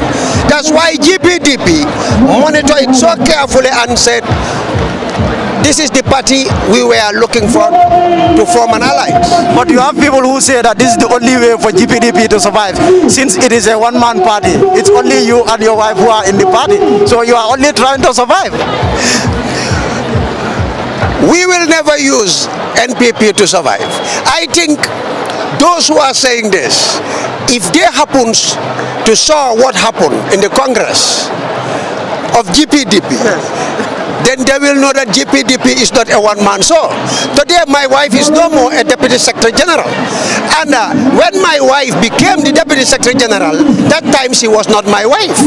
And she got the same right to be the Deputy Secretary General. And which manifesto or constitution in this world said that your wife cannot be a deputy?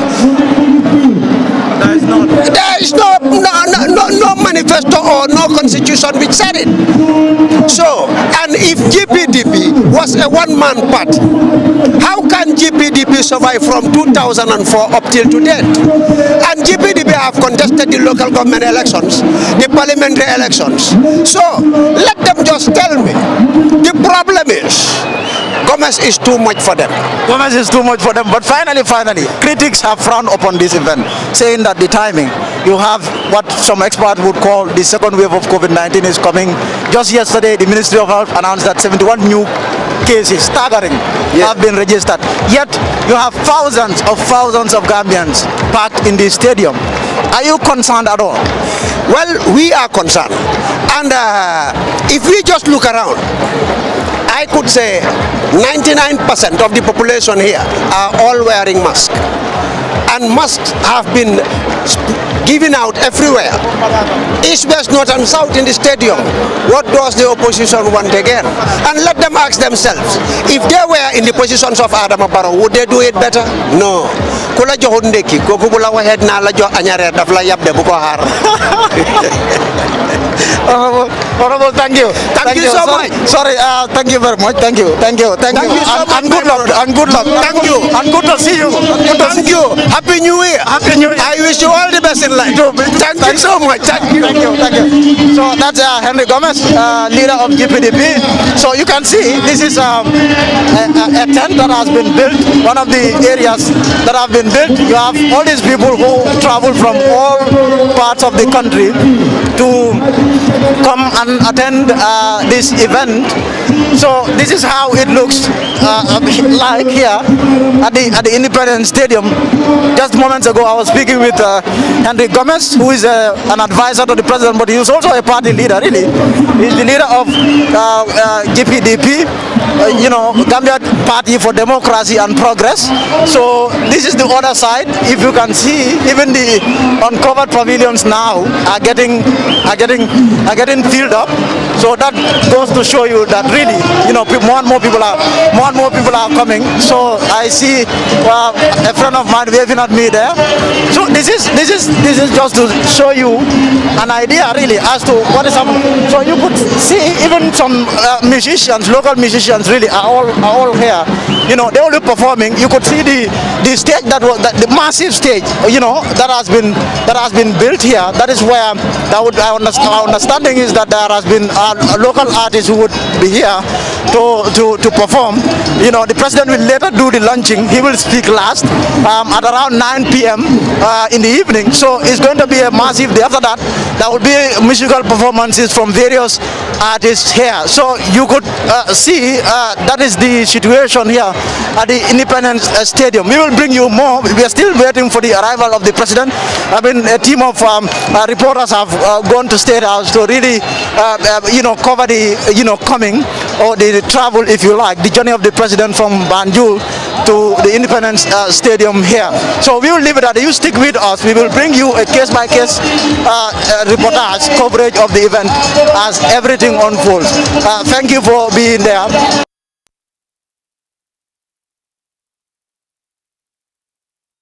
Versatile. Dengan versatile, dengan gerak. Wow. Fogon na do si muna gena, why gena nga si. Ya mun ñila don challenge si suba. But thank you very much. Wow. Amu problem. Ba léegi mbokk yi kon ni ngeen ko gisee am na ku toog ci plateforme bi nañu war a wax ak moom NPP media team bi si la bokk Pa Diagne of course ngeen ràññee ko lool ci taxawaayam moom tamit di promote agenda MPP waaye président Barrow tamit ci li moo taxaw tey nag loncin bu mel nii bu amee am na ci cër foog ñu wax ak moom diaspora bi dañ ko dee déglu yu bari def ko dee wax Mr Diagne gannaaw bu ñu la nuyoo ñu bàyyi la rek nga nuyoo ñuy seetaan Gambian si ak waa diaspora and everybody laata ñoo dugg ci waxtaan bi. Thank you very much. maa ngi nuyu ñi ñu nekk di seetaan jamono biñ toll nii yëpp. na Eye Africa TV dafa am followers. Online TV boo xam la mun ngaa wax ne is among the best online TV boo xam ne Gambians dañ ko dee toppa tey ma taxaw fii di am toog ci plateforme yi Eye Africa TV dama si am kontaan ngir télévision la boo xam ne man suma bopp dama ko dee follow up. jërëjëf dama dee déglu seen xibaar yu bare bari. waaye tey bés bi bésab NPP la. mu doon bés boo xam ne ñun ñii tey la ñoo siggi. ndax war nañu na continuer di wax pour dooleel His Excellency président Adama Barrow. ndax war nañu na continuer tegaat suñu bakkan pour président Barrow jàlla 2021 tey mooy test bi tey la.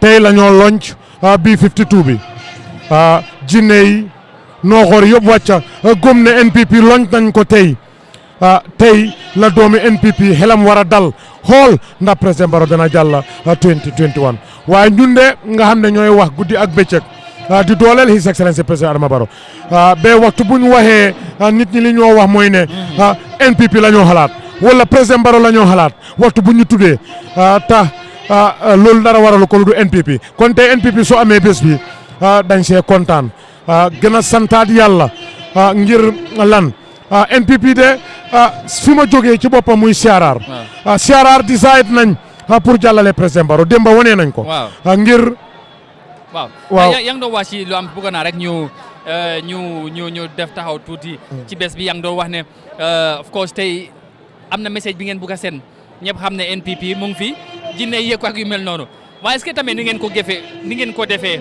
ak time bi ngeen ko defee Pa Jagne dal na xel na Gambien si duñ leen ci mën a joxoñ baarañ surtout ci ñu ngi si jamono bi nga xamante ne mbas mi mu ngi ci réew mi. waaw xam nga démocratie moo nekk di dem jamono biñ toll. lépp loo nekk di def rek sentul ne ñu àndut ak yow dinañ la criticize sentul ne dinañ si wax naka sudut noonu démocratie moo mel noonu dëgg la mbas bi am na. Covid 19 bi am na waaye Covid 19 bi foog nit ñi dundeek moom nii ba yàlla jeexal ko mënut a ñàkk ndax suñ bugg a toog léegi ne lépp Covid 19 bi dara du yëngu dana indi yaaxu bu bëree bëri moo tax Minister of Health am si taxawaay bu mut sëkk ñi teg ay yoon ay advertise yu bëree bëri pour make sure kuy ñëw fii da nga sol max da nga oytu pour joxeante loxo. yooyu yëpp Minister of Health wax na ko suñ political council bi ñu yore politique yi président Barrow advice nañ nit ñi ci forum yi ñu créé pour dooleel NPP waaye ci gàttal daal coronavirus Covid 19 nii rek lay nit ñi di dundeek moom ba ko yàlla jeexal waaye du lu nit mun a moytu pour mu jeex fi déedéet yàlla mooy ñëw jeexal ko yàllaa ko indi yàllaa ko jeexal waaye nag yéen waa NPP noonu ngeen ko gisee waaw man suma gis-gis waxuma waa NPP man li ma gis man suma kaddu bopp lay wax mooy ne Covid 19 foog nit ñi xeex ak moom nii ba yàlla jeexal ko. su dul loolu dana tardé lépp dana yàqal lépp te Gambien si dañ am itte yu ñoo dox dafa am programme suñu war a def dafa am soxla yu Gambien si am. kon Covid 19 du ko mën a taxawal. moo tax finally rek xam naa ne am na keneen ku toog. waaye tey message bi ngeen wane nii ñu ngi waajal élection décembre ndax seen xel dal na ak tamit ndax gis nga ne am na ki nga xamante ne tey. yaakaar bi ngeen am ba launch parti bi tey ngeen lancé ko si façon bu mel nii président Barrow comme wat mais décembre moom mooy jël ndam li ci élection bi because am na tamit yeneen parti yu fi nekk te am na ñu gom tamit inaas moo caas def ngeen li waaye ñoom tamit am nañ yaakaar ñoom ñooy uutu fi président Barrow te xam naa ne yëg nga loolu. waaw xam nga NPP tey li ma la wax la doomi NPP fu munti nekk xelam war naa dal te NPP dina bari ay surga. ay Baye Fall ci loncin bi political party su ndaw yi fi jot a créer parti fii la ñoo doxee ñëw nekk Baye Fall NPP ànd ak président Barrow xam nga président Barrow dafa ànd ak ay politiciens yu mag tey kenn naa ngi ni toog ma jàkkaarloog moom muy suma boss Henry Gomez taxawaayam ci politique yi Gambia ak taxawaayam guddeeg bëccëg di dooleel His Excellency président Adama Barrow ñii ñëpp dañ déddu seen intérêt si boppa nekkuñ nit ñoo xam réew mi lañ gis moo tax ñoom ñëpp ñu bootu ci gannaaw His Excellency président Adama Barrow amuñ sikki sakkane président Barrow dana jàll 2021 gis nga Gambien si kenn mënatut leen a forcé ñu toppala kenn mënatut leen a xas ñu toppala kenn mënatut leen a tiital ñu toppala ñi ñëw fii yëpp président Barrow forcé wul si kenn joxul si kenn xaalis non da ngeen di joxe xaalis non loolu wàlla joxe wuñ xaalis forcé wuñ kenn ñëpp seen bugga lañ wone joye loolu xam nga parti foog mu am waruwaay NPP dafa mun boppam xam nga lu tax dafa am nit ñu nekk gannaaw NPP ñoo xam ne ñoom li leen itteel rek mooy président Barrow na jàll jaral na leen lu ne pare nañ pour dugal si seen alal pour président Barrow Jallow parti bu am warsak la thank you ku si nekk weer da nga xam ne maa ngi ci parti du parti buy nit di xiif wala di mar wala di tilim wala di jaaxle parti la bu mun boppam ndax ay kàngam ñoo wër parti bi jërëjëf jërëjëf Padiane ñu ngi ko gërëm moom ci media bu NPP la bokka promote agenda bi honorable thank you very much for coming ñu ngi laa gërëm sant la ci ni nga teewoo ci jotaay bi moom mooy njiitale GDP di Hande Gomez doomi ndey président Barrow moom mooy borom moo bee Ballow waaye honorable Ballow bi dafa métti taay de ci jamono président Barrow lan ngay wax ci loolu balaa gannaaw bi nga nuyoo gaay yi ci seen loncin bi tey Sengi maa ngi leen a nuyu waaw te di leen ndokkali ci at bu ees bi jërëjëf ba pare di leen ndokkali tam ci loncini NPP bi thank you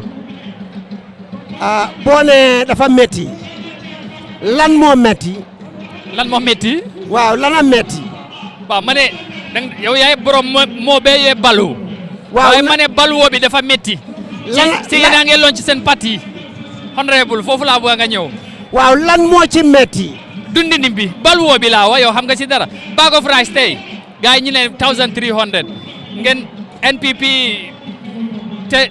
te yow boobu mooy sa waxin moo bee Ballow te loolu ngeen doon wax foofu laay waxee ma ne Ballow bi dafa métti honorable xam nga nañ waxante dëgg te yàlla tax yow ci sa boppam mi laajte dëgg la saaku malo seer na waaw sukur seer na waaye nag président Barrow yéen a ne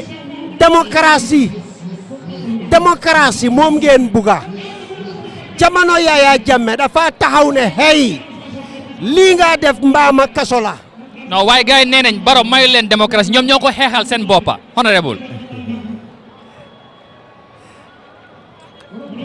démocratie gi Gambia sax xeexaloon nañ seen boppa démocratie Jammeh te taxut Jammeh dafa siis démocratie gi dugal ko ci poosam yi moom kenn rek moo doon bumi ak a bami te kenn mënu ci woon dara Adama Barrow dëgg la démocratie bi ñoo ko xeex waaye mooy président gi moom moo nangu démocratie because bu ko nangu wutoon lan lañ ci mun mooy président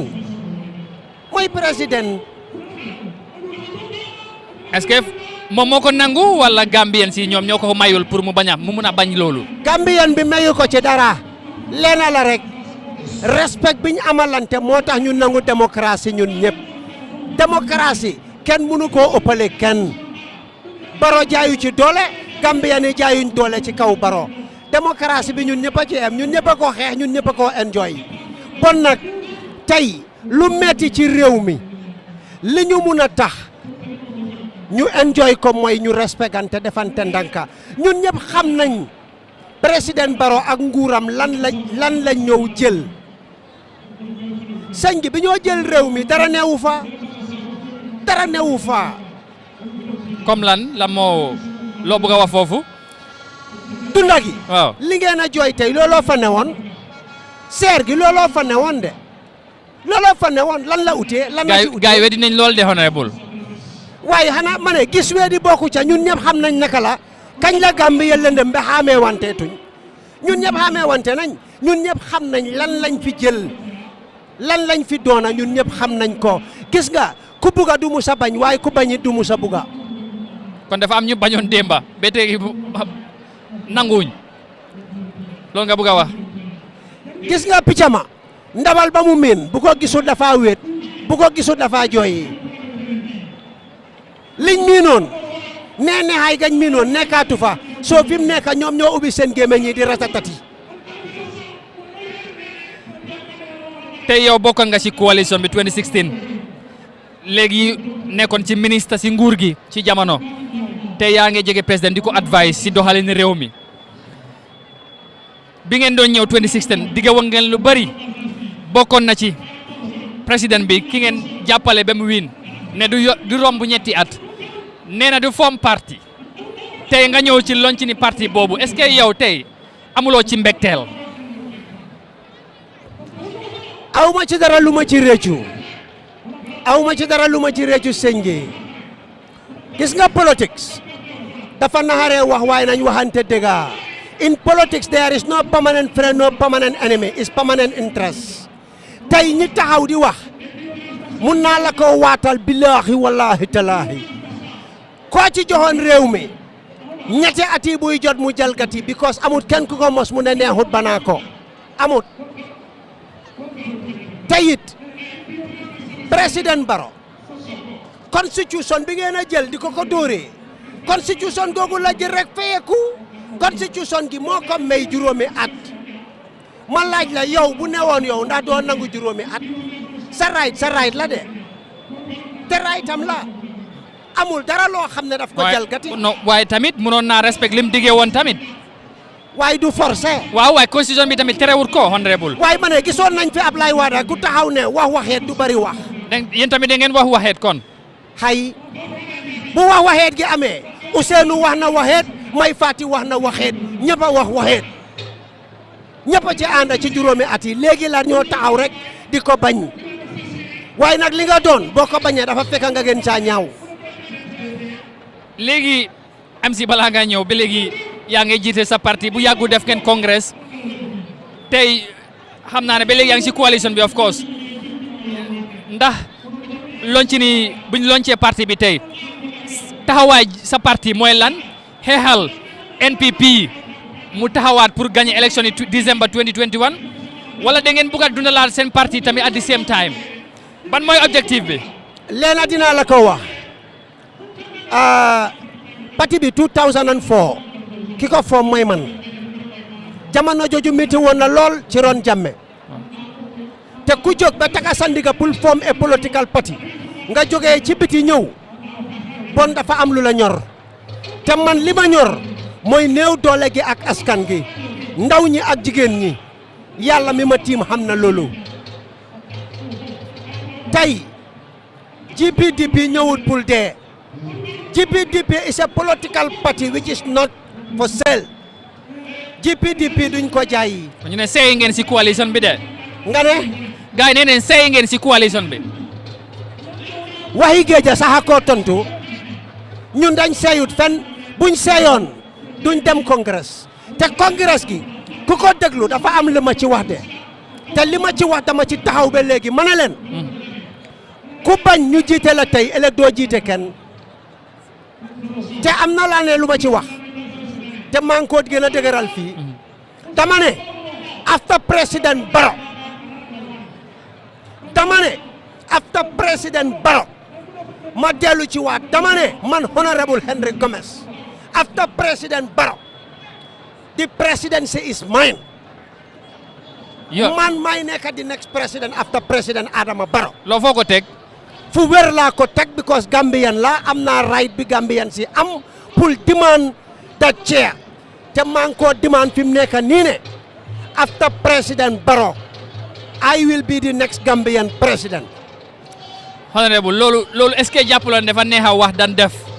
bu neexoon na wax ndikoon dama toog duma form political party xaar rek waxtu bi jot bu ko defee ma riisu ci rek taxaw ne fekkee ma ci bokka am na ñu ko fee def mbaate ma ñëw rek nekk an independent candidate waaye dama form political party di toppa di same process bi ñëpp di toppa su ma bay ci dëkk bi fii la juddoo su ma ndey ci dëkk bi fii la juddoo fii laa juddoo bon wax ma ban right laa amut pour demand loola o pour taxaw ne lii laa bugga gis nga nit ki boo buggee dara da nga koo toppa sona ci gëm ko boo ko amut nga xam ne yàlla ñaar la dama ko gëm pare pour sona ci te dinaa ko toppa ndaxte li ma bugga la yes honorable man question ma la laaj rek mooy GPDP def nañ seen congrès bi bu yàggut fi mu nekk nii GPDP 2021 élection bi lan la nit ñi di lan la supporter si GPDP di expect si GPDP wala GPDP dafa form alliance with NPP for the 2021 election lan mooy taxawaay GPDP si 2021 election bi.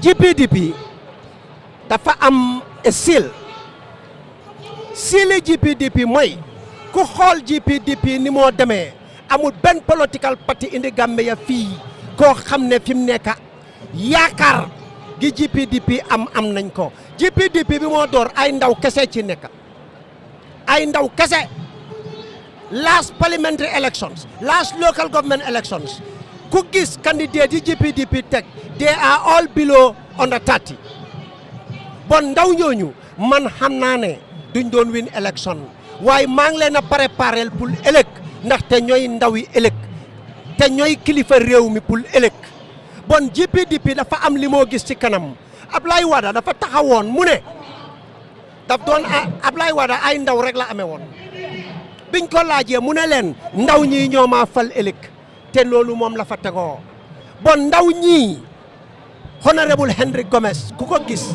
moo bugal boppam ndaw ñi GPDP tey deputy secretary general bi is under 30 Lamin Jawara is under 30 suma jabar ba ma ama koo sëy moo nekkoon di deputy secretary general ñun dañ consider Gambian bi seen feeling bi ñoo taxaw di wax ne loolu is not serious dafa joxe di mantle of leadership bon tey toppa président Adama Barrow pour réew mi dem kanam la suma sista réew mi mënu ñoo wee ci président every 5 years mënu ñoo wee ci président every 3 years bon development du mun a am kii jooy mënu ta nax kii jooy fi mu nekk ndax lu ma wax ji mooy ndax GPDP dañoo bootu si gannaaw Adama Barrow si 2021 élection bi wala GPDP dañoo boot seen bopp si 2021 élection bi fi mu nekk Gambien si loolu lañ bëgg a xam lan mooy taxawaay GPDP si 2021 élection ma ne man dama nekk nit koo xam ne maale du suma mbir man day rek I am a straight shooter GPDP executive GPDP the fans of GPDP ñëpp dañ ne Adama Barrow 2021 GPDP is an allied to NPP ñun ñoo Adama Barrow ba géej gi fer te dama ko wax comme 2021 dafa gën a rupuj ni inetetu yi ganaar dara du ci xañamu ca kaw ca kanam rek loolu li nga wax leer na te Gambien si dégg nañ la ci ni nga ko waxee honorable léegi fu mu nekk nii bés bi ak nu mu xewee nii yëpp kilifa nga ci réew mi. waaw am ñu toppa ci yow influential fiigo nga xam nga ne Covid bi mbas mi mu ngi ci réew mi ndax jàppaloon am na leneen nu ñu mënoon a loncee parti bi MPP fekk du nii. li nga wax dëgg la waaye na nga xam le na incumbency moo waral lii yëpp mbugeel moo waral lii yëpp óolute moo waral lii yëpp waaye nag ñun ñëpp xam nañ ne mbas mi mu ngi fii waaye tey buñ jël yoo di ko ëlbati def ko ñay NPP def nañ li war fu nekk ñu ngi faa tasaare masque yaa ngi fu nekk nañ waxante dëgga disinfection baa ngi fu nekk nañ waxante dëgga bu nekkee ne tey ñu ngi bugg a jël Gambia pour jooj Gambia America demuñ fi élection bu yàggul naka mbas mi demuñ fi élection dem nañ fi élection bon buñ jël lii tey bugg a koo dóoree Barrow America dem nañ fi élection lu tax waxuñ loola kon pour yow daal affaire yi moom lépp mu ngi sawa du affaire yi sawa rek waaye boo xoolee ku ci nekkaa ngi sol masque mun naa laa wax ne 98% ñi fi nekk ñëpp a ngi amee seen masque yi. ok léegi parti bi ngente nañ ko tey wala ñi ngi ko war a ngente ñu ngi war a dem élection bu ma la déggee mooy tey diggante GDPT ak NPP dafa mel ni mbur ak sow wala mbur ak lem. waaye waxuma la mbur ak sow rek dégguloo suma wax ji de dafa puuj paaj ni daxi ni sipa laa la wax puuj paaj ni daxi ni sipa moom la def. kon daal yéen mooy loolu daal kon na nga xam ne boobu pare na kon yéen daal fii ba after December. ma ne la ma la ci wax rek moo ca ne ñoo Barrow daal juróomi ati Gambia fu mu jaar liñ war a teg ñu teg ko yëpp mu toog ci benn place. waaw te dama la wax ne la. waaw cere bi kenn du ko xañamal ku ko bugg a xañamal bañuñ ci na nga def ñu ngee tane ñoo bañ duñ joxe dara tous lañ du joxe. ok yow xam naa ne comme ngeen nee nga after président Barrow yow la boobu nañ ko waxati feneen duñ ko waxati feneen fii laa tojee nen gi ñeme ko laa def sap sapa laa ci def parce que man daf ma wóorut sa fi nga teg loolu honorable parce que ñu ngi wane sa parti bi waa Serekunda rek ñoo ko xam nga ne ay xale ñoo fa nekk te xale duñ fal président waa Kombo rek duñ fal président GDP tamit ñu bari xamuñ ko de honorable gaa loolu lañ wax di nel tuuk fan lañ defee congrès fan lañ ko defee du LRR waaw loolu Serekunda la boy nelaw eewul de mbaama eela non waaye loolu foofu la loolu da ngeen dem ñu ne da ngeen dem benn sooma ngeen ko defee waaye loolu benn xool la rek waa sooma yaa xam nga ne waaye xam nga ne am nga soo waxee jaara am na ñu ko moom fan mooy seen stronghold yéen tey ci réew mi fii ma ne stronghold nga laajte waaw fan ma ne la gis nga sooma bañ ko defee stronghold nga fa la nekk because boo xoolee la fa nekk ci nit xool ba dafa fees ba li ci biti moo ëppoon li ci biir te li ma la wax mooy man Gomes Baye Fall laa man béy waar rek laa gëm te dinaa la wax leen taalube Serigne Touba du wax lu ko wóorul man dama ne after président Barrow toogu boobu suma toogu laa jërëjëf gëm ma bu la neexee bu ma gëm waaye maa fekkee jarut dingat aca boog jërëjëf honorable te yow sax bot yi maa xoolee yow ku bëgg a GPDP nga yow ku bëgg a GPDP nga dinaa la indil membership card bu ma jaay nag ma ne yaa bëgg a GPDP bu ma jaay honorable ma ne amul jaay am na ñu ma wax ne MPP la yow ak maa wane ji sa ma ne wax bu jubee borom xam thank you very much GPDP nga thank you very much yal na la yàlla defal jàmm thank you very much honorable thank you all right mu ngi noonu honorable Hande Gomez ñu ngi ko gërëm ba di ko sant ci num teewoo ci jotaay bi dégg nañ président bank ci yoon bi thank you very much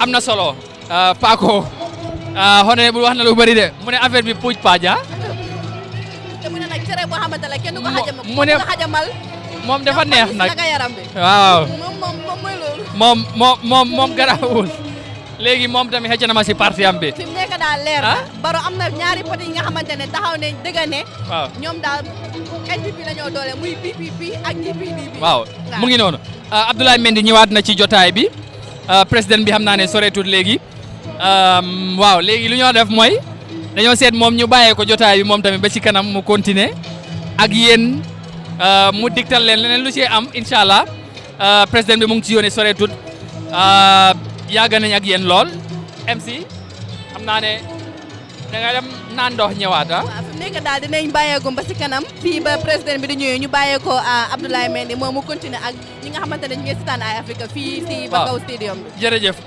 thank you very much MC ñu bàyyi ko mu naan ndox Mr Mendy président Barrow soreetut ci yoon bi xam naa nga doxal ak gars yi waaw ñu aat gars yi gan yi ñu waxagum ak ñen lan nga jàngataagum si ni nga gisee bés bi balaa gars yi di ñëw.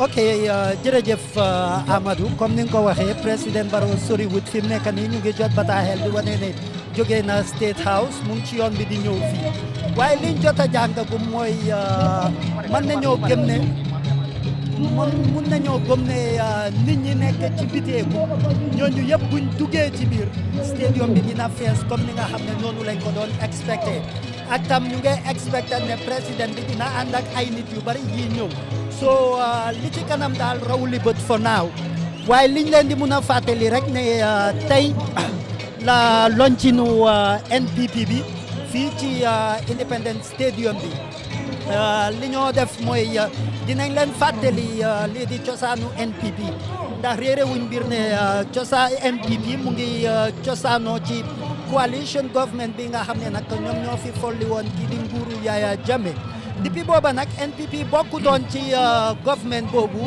maanaam bokkutoon ci coalition boobu waaye ci biir ànd gi nag la kii di président Barrow mi nga xam ne moom mu nga woon ci parti bi di UDP kon nag bu coalition bi demee ba taxaw moom ci la daal di indi lii di parti am bi ñu gën ko xamee ci NPP bi mu ñëwee nag mu registré ci atum 2019 tey jii ci 2021 bi ñuy launch lii di parti bi fii ci biir Bakau Independence Stadium bi loolu daanaka mun nañoo jàpp ne ci taarixu NPP ci gàttal daal waaye it NPP Amadou réeréwuñ bir ne contest na fi pour parliamentary election si win na a parliamentary seat ak councilorship yi itam contest na ci itam loolu mu ngi amee woon ci atum daaw ji fii ci biir réew mi te ñaari toogu yooyu ñoom daanaka jël nañ ko muy honorable Biram Sow ak kooku di honorable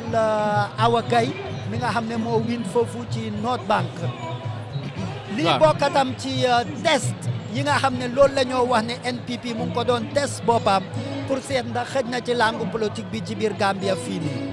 ok am na solo ci ni nga ko waxee moo la déggee mooy nit ñi wuy si nañ MPP tey si seen launching bi ci bés bi dégg nga tamit gars yi fi ñëw yëpp li ñu wax dafa mel ni pare nañ bés bi am na ñu jógee si diaspora bi tamit ñëw ci bés bi yow li nga gis ci biti dafa mel ni ñoom tamit bari nañ wala moo ëpp lu nekk ci biir lii lan lay firndeel ci Gambian politique am na political yu parti yu ànd ak président bi ba léegi dafa am ñu pare ba léegi pour jàppale président bi ak NPP pour mu faluwaat waaye tamit ak yeneen political parti yu fi nekk tey am na yeneen political parti yu mag leen ci réew mi te ñu ngi pare pour jongante ak président bi dafa mel ni yëfi daal du yomb de. waa Amadou comme ni nga ko waxee rek boo seetloo bu baax a baax balaa NPP ndax boo seetee crowd bi yëpp da ngaa ne ñii yëpp fan lañ jógee wala ñii fan lañ nekkoon ci yan political parties lañ nekkoon balaa ñoo ñëw pour feddale seen kóllëre ci lii di NPP di nga gis ne NPP balaa mu doon am ñii yëpp ci ay political parties lañ nekkoon te political parties yooyu ci biir Gambia fii lañ ne kon NPP militant yu munti am yëpp majority bi yëpp dinañ jàpp ne ci ay yeneen parties lañ jógee ñoo fekk si Dogumala, that's the president's convoy coming at Kairaba Avenue. He's on his way here. As you can see there, those are live images. The president is coming and he will be here any moment from now. That's his escort.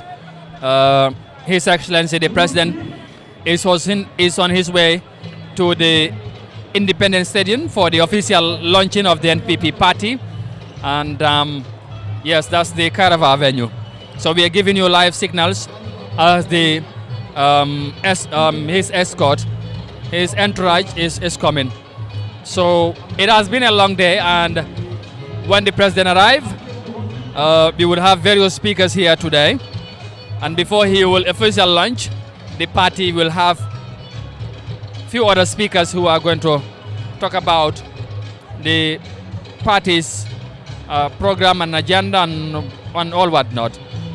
So you can see the crowd is out on the street welcoming the president, or maybe watching at his convoy. We understand that he is around the Kairaba Avenue driving towards the Independence Stadium. Mbokay comme ni ngeen ko gisee noonu président Barrow mu ngi ñëw ci Independence Stadium bi li nga xamante ne mooy escort bi Paco. waaw njiiti réew baa ngay ñëw gis nga nit ñaa ngi génn ci biti xam naa ne soreetut léegi fii. loolu lañ doon wax nii rek mooy.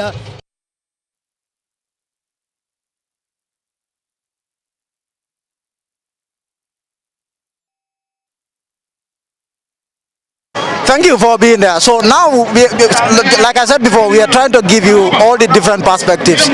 So this part of the, this stage, this VIP stage, is where you have the people who came from all parts of the world, really, supporters of the National People's Party, who traveled, who jetted into the country from Europe, from America, from other parts of the world. You could see, tens of them really. They are also all here to attend this event. So we will speak with some of them, and then and try to find out what they make of this event. You could see all these people really. So a lot of them all.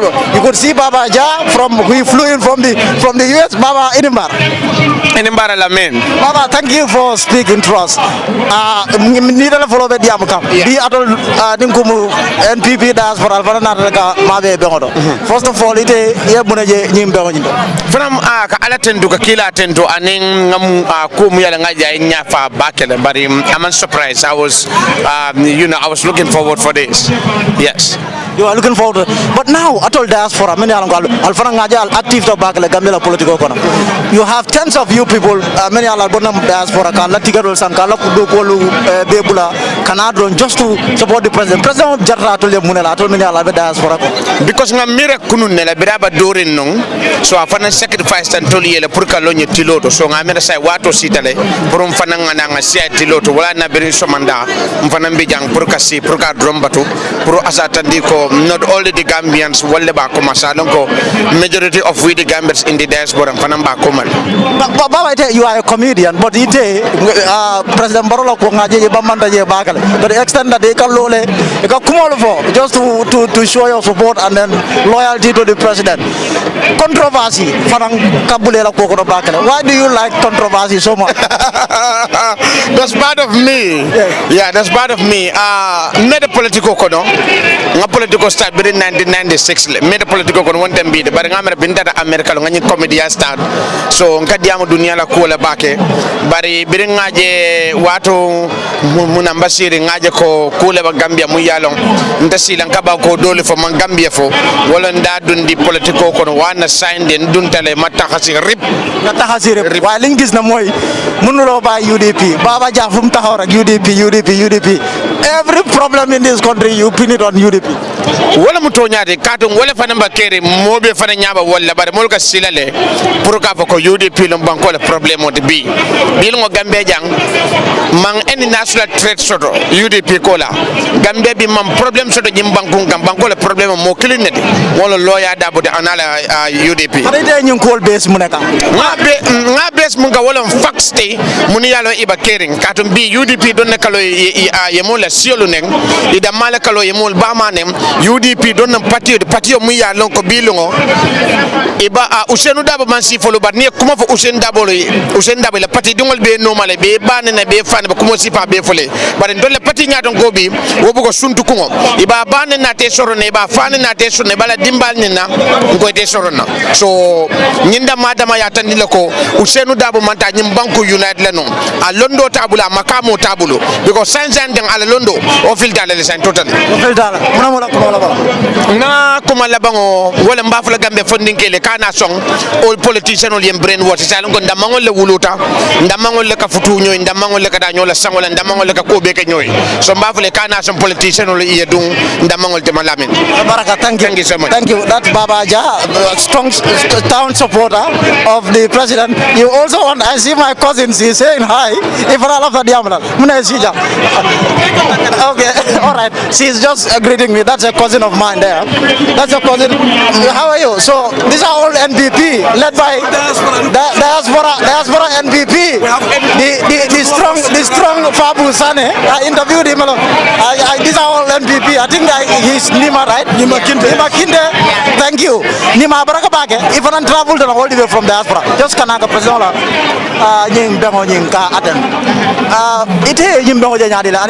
Why did you choose NPP?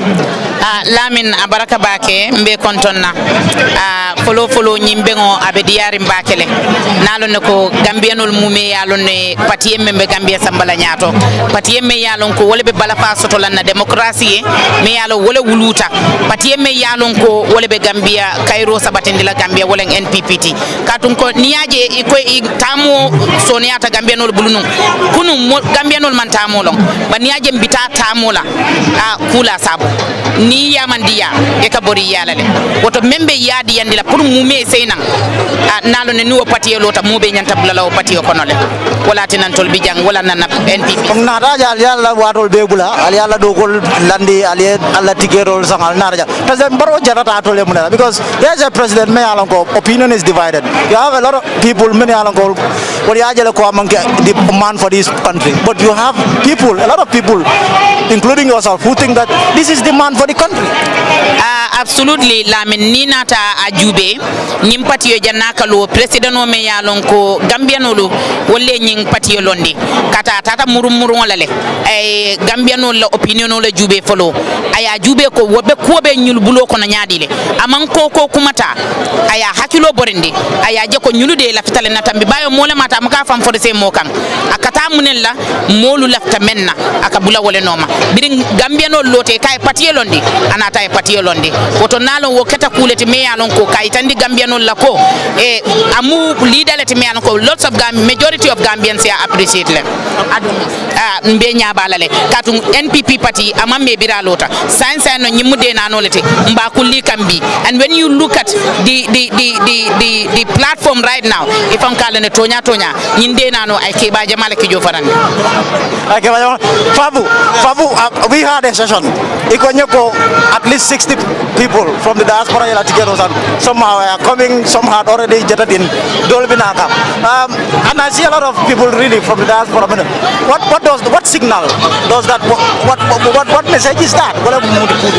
Wala nyindo Gambia nkolu men be tubabu banko kan anen ab Gambia bantala doron yela banko kanule adi yala ne beti atela banko meta kumolu moylale an mol meta kumolu fala ko president baroning NPP wala man daraja bantala bar lafta wala proof la ko ntol ni president baro be kanyande nyim banko to de abanta man tolbe president baro lede nyim banko kam membe keri nge ngawole je kan nga molu jubele men yala ko be lafta ma ko banko marla ani president baro ngela londoli je ngela kata ko je nyim banko ga bar biri nge tenteng ntol nga president baro tombo ba president baro la janda ka man saya e kaka ba 20 ba 25 le wafi bar ala londo ada male mo tansa ba dron mo tansa ba employé nyim banko kan wala ka mo balu ni jang presidential candidate te nyim banko kan menga ikungula londo e fango fonkuye ye mo lulu employé no jang ataje ni ye doy fa nyamba fa ne ko mo lulu lemu ya kata bake bar mo lulu la miro ka fu nyoma mo jama miro ka ku jama keno bar mo kilo president baro damma ada may mo tansa ay employé ni banko kan ne be mbala payroll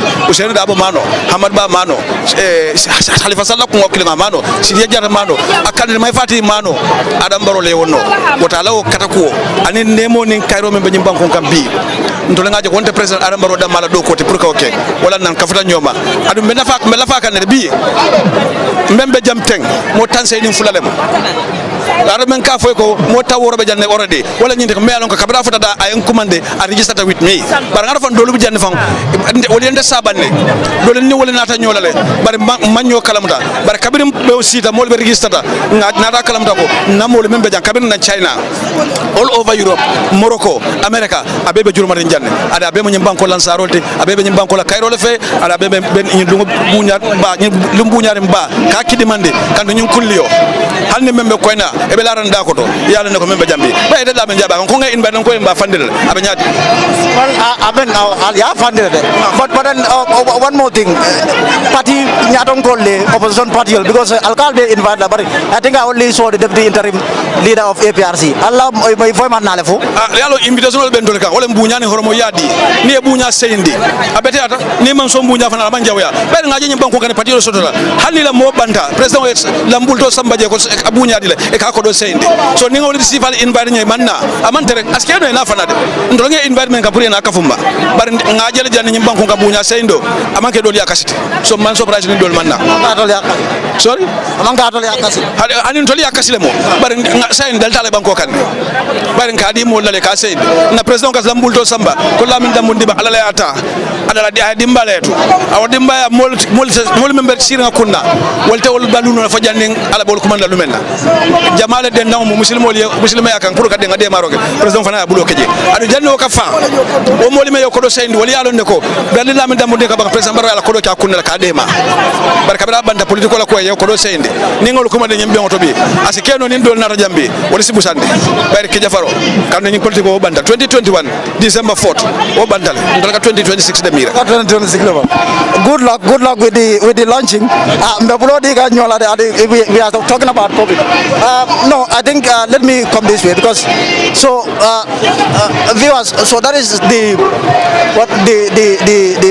this area of the high table where you have a lot of people from the diaspora, people who travel from all parts of the world to come and then attend this program. I see Lamin Demba. I mean, I think Lamin should just, if you can indulge me, I would just want us to, if you can indulge me, that is Lamin Demba, diaspora and NPP. He's their chairman.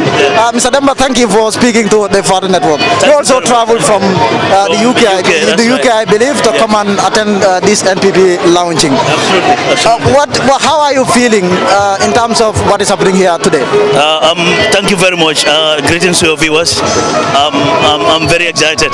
As you could see, all these people are from the diaspora. It was an impossible mission about 8-9 months ago, but today is reality. I've said it over and over. This is our baby that we have been nurturing for the past year, and we are here to present to the Gambian people. And thank God, the reception is fantastic, and I'm really, really happy today. Let's talk about the role of the diaspora then in NPP. Yeah. Do you really think the sacrifice that you are putting into this NPP and its life?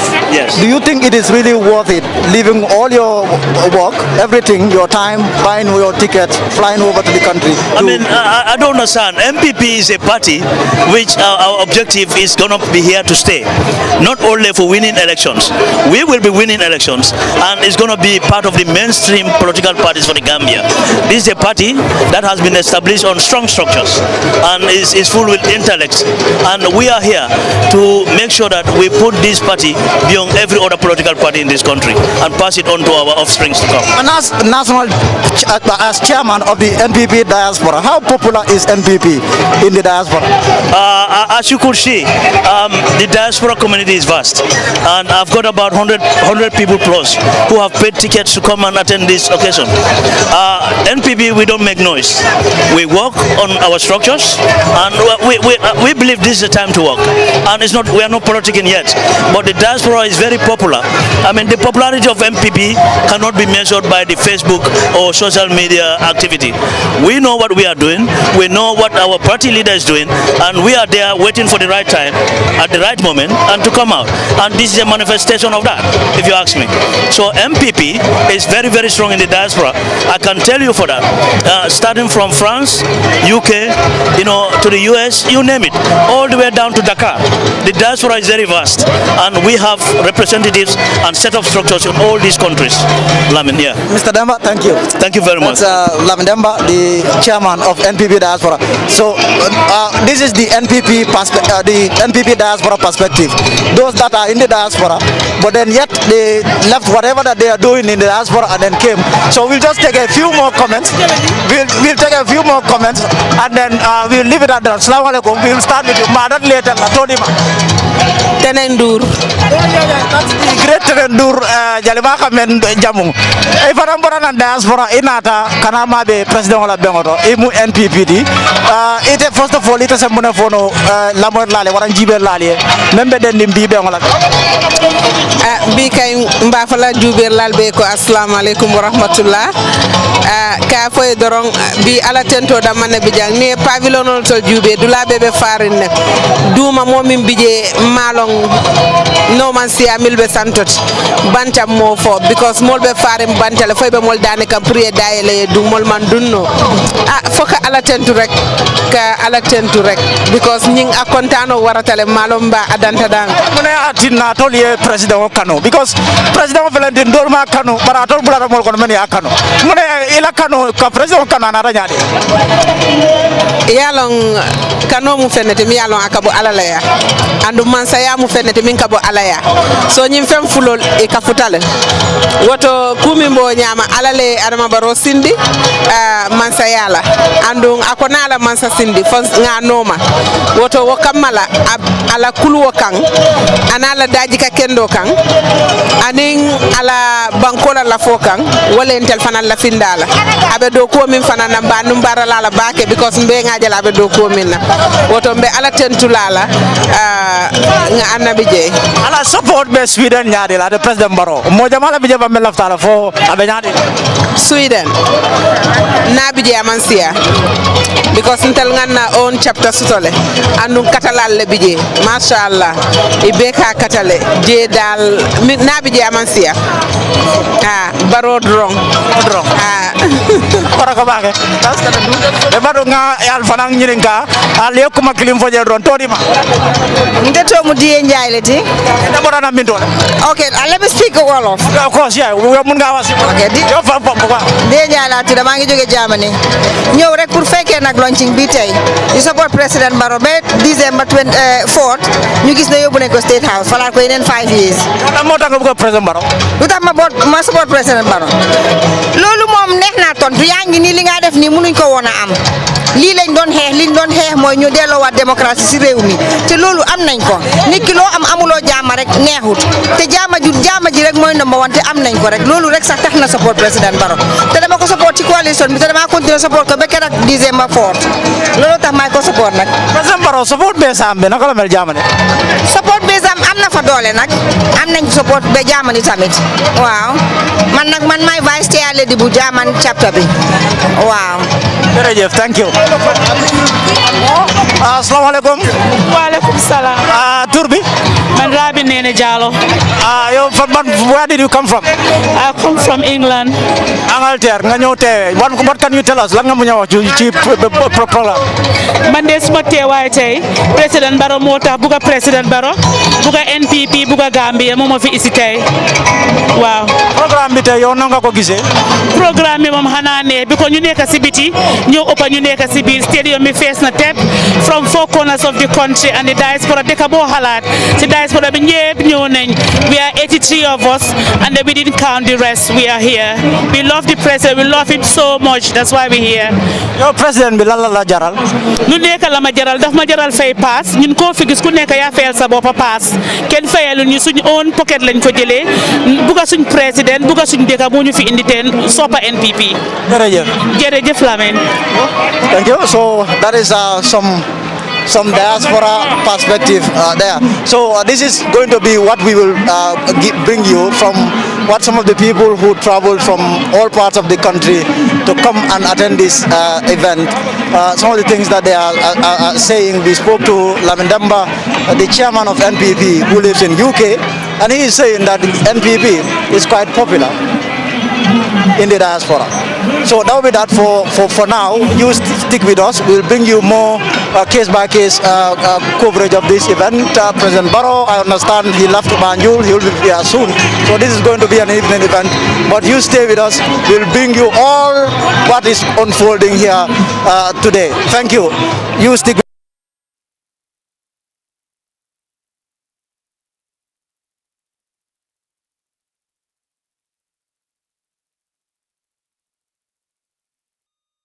foog naa ne lii mooy Gambie te Gambie lii lañ soxla am leaders yi nga political leaders yi nga xamante ne ñoom comme dañoo bokka nekk benn bokka ndey ak baay liggéey réew mi comme ni mu ko waxee su ko président Barrow oyoon tey pour jox ko place tey pour mu liggéey réew mi dina ko liggéey si turu réew mi parce que defal ko ngir Adama Barrow defal ko ngir government daf ko def ngir doomi Gambien si soo foog naa wax mi ni dafa nekk loo xam ne dafa am solo trop su fekkente ne nag yëpp parti yëpp nii lañ war a mankoo ñu nekk benn foog naa Gambie dina àgga fi nga xamante ne foofu lañ bëgg mu àgga. te sax MC di nga gis ne Dudu wala APRC ñoom ba tey rulaguñ out any coalition ak NPP parce que nee na officially NPP seen kilifa yi ñëwuñ waxtaan ak APRC pour proposal leen loolu waaye du ñàkk am na ay ñaaroo yi nga xam ne mu ngi am ci seen nga fi nekk nii foofu la dee door fi nekk waxi politique la te am na bugguñ see dugga noonu waaye daal nit yaa ngi ko wan dafa déggu tey sax ay at si gannaaw ñu ngi yaakaar ne coalition dina am diggante NPP ak lii di APRC si 2021 election bi moo tax ma ne nag 2021 is going to be very very interesting because a lot of things will unfold. So many things, will be known to the public, maybe at the right time, at the right place. Yeah. For now, liñ mun a jàppagum ci biir réew mi mooy NPP moo nekkagum ci coalition moom ak GPDP, PPP, NCP and NRP. te Paco lu si gën a neex mooy lu si gën a leer sax te ñu leeralee ko fii nii Sai Africa suñ plateforme bi fii. lii di NPP lii di PPP ak GPDP ñoom daal wax nañ ne pare nañ pour simeeku bootu si gannaaw Adama Barrow pour dooleel ko si 2021 election bi mu nekk loo xamante ne leer na parce que mu ngi woon si gémmiñu nit ñi ñu ko di ko laam-laamee waaye fi mu nekk nii leer na nañ si nit ñi ne lii di PPP ak GPDP pare nañ pour bootu si gannaaw Adama Barrow pour 2021 election bi lan nga am pour wax loolu si NRP foo ko bàyyi nag NRP foog naa moom it bokk na ci xëy na dañ amagut honorable Barek comme ñun ñu ko wanee nii ci image yi si lii mu ngi mel ni Keraba Avenue la ba tey ndax du ñàkk dinañ gis ne convoy bi xëy na nekkul di daw comme niñ ko expecté traffic lights ok convoy bi du daw comme niñ koy expecté waaye bu lu agsi traffic light digganteem ak fii is less than 5 kilometers so obviously li ci des nag pour président Barrow agsi fii ci Independence Stadium bi bareetu daal daanaka MC. daanaka bareetu comme oncle Pago ni nga ko gisee noonu rek si vidéo bi ñu ngi koo génnee noonu ñi ko dara sax ñoo tax moto bi mënta puusu comme ni mu waree waaye daal gis nañ ne daal mu ngi si yoon bi di ñëw te léegi tey mu agsi wote bi daal léegi tey mu àgg si ndong li léegi tey daal lu ñëpp doon xaar ay at di ko xaar ay weer ay bés léegi ñëw na tey soo tey nag ñëpp nañu witness fii nii si Eye Africa TV lonc ni Adama Barrow bi di partem bi di National People's Party incha allah dinañ leen wan lépp li nga xamante ne loolu ngeen war a xam fii nii si Independence Stadium bi. yaa kon ñu dellu si waat ci biir stadium bi fii ci plateforme bi Amadou xam naa you had a very very hectic day today parce que depuis ci suba yaa ngi ci plateforme bi fii di seet nooy dalalee ay gan yaak MC dina metti lool boo leen waree jóg léegi nii pour bàyyi ma fii man kenn waaye xam naa foofu la ñoo mujjee ji Petrogas président baa ngi ñëw nekk ni kay gis nga mu ngi noonu Karava naka sax trafic la mu ngi boori Petrogas waaw gaa ngee ñëw ñu ngee koof noonu daanaka sore tut léegi very soon mu yagsi well bés bi gaa yàgg nañ ko waajal waa NPP ay fas ay xale yu ndaw ay youths ñoom ñoo ko escort noonu di ànd ak moom Eye Africa showing you live images as the president makes his way to the Independence Stadium where we are broadcasting live from. And anytime when he arrived, the official proceedings would then start because we have a long list of speakers here today. And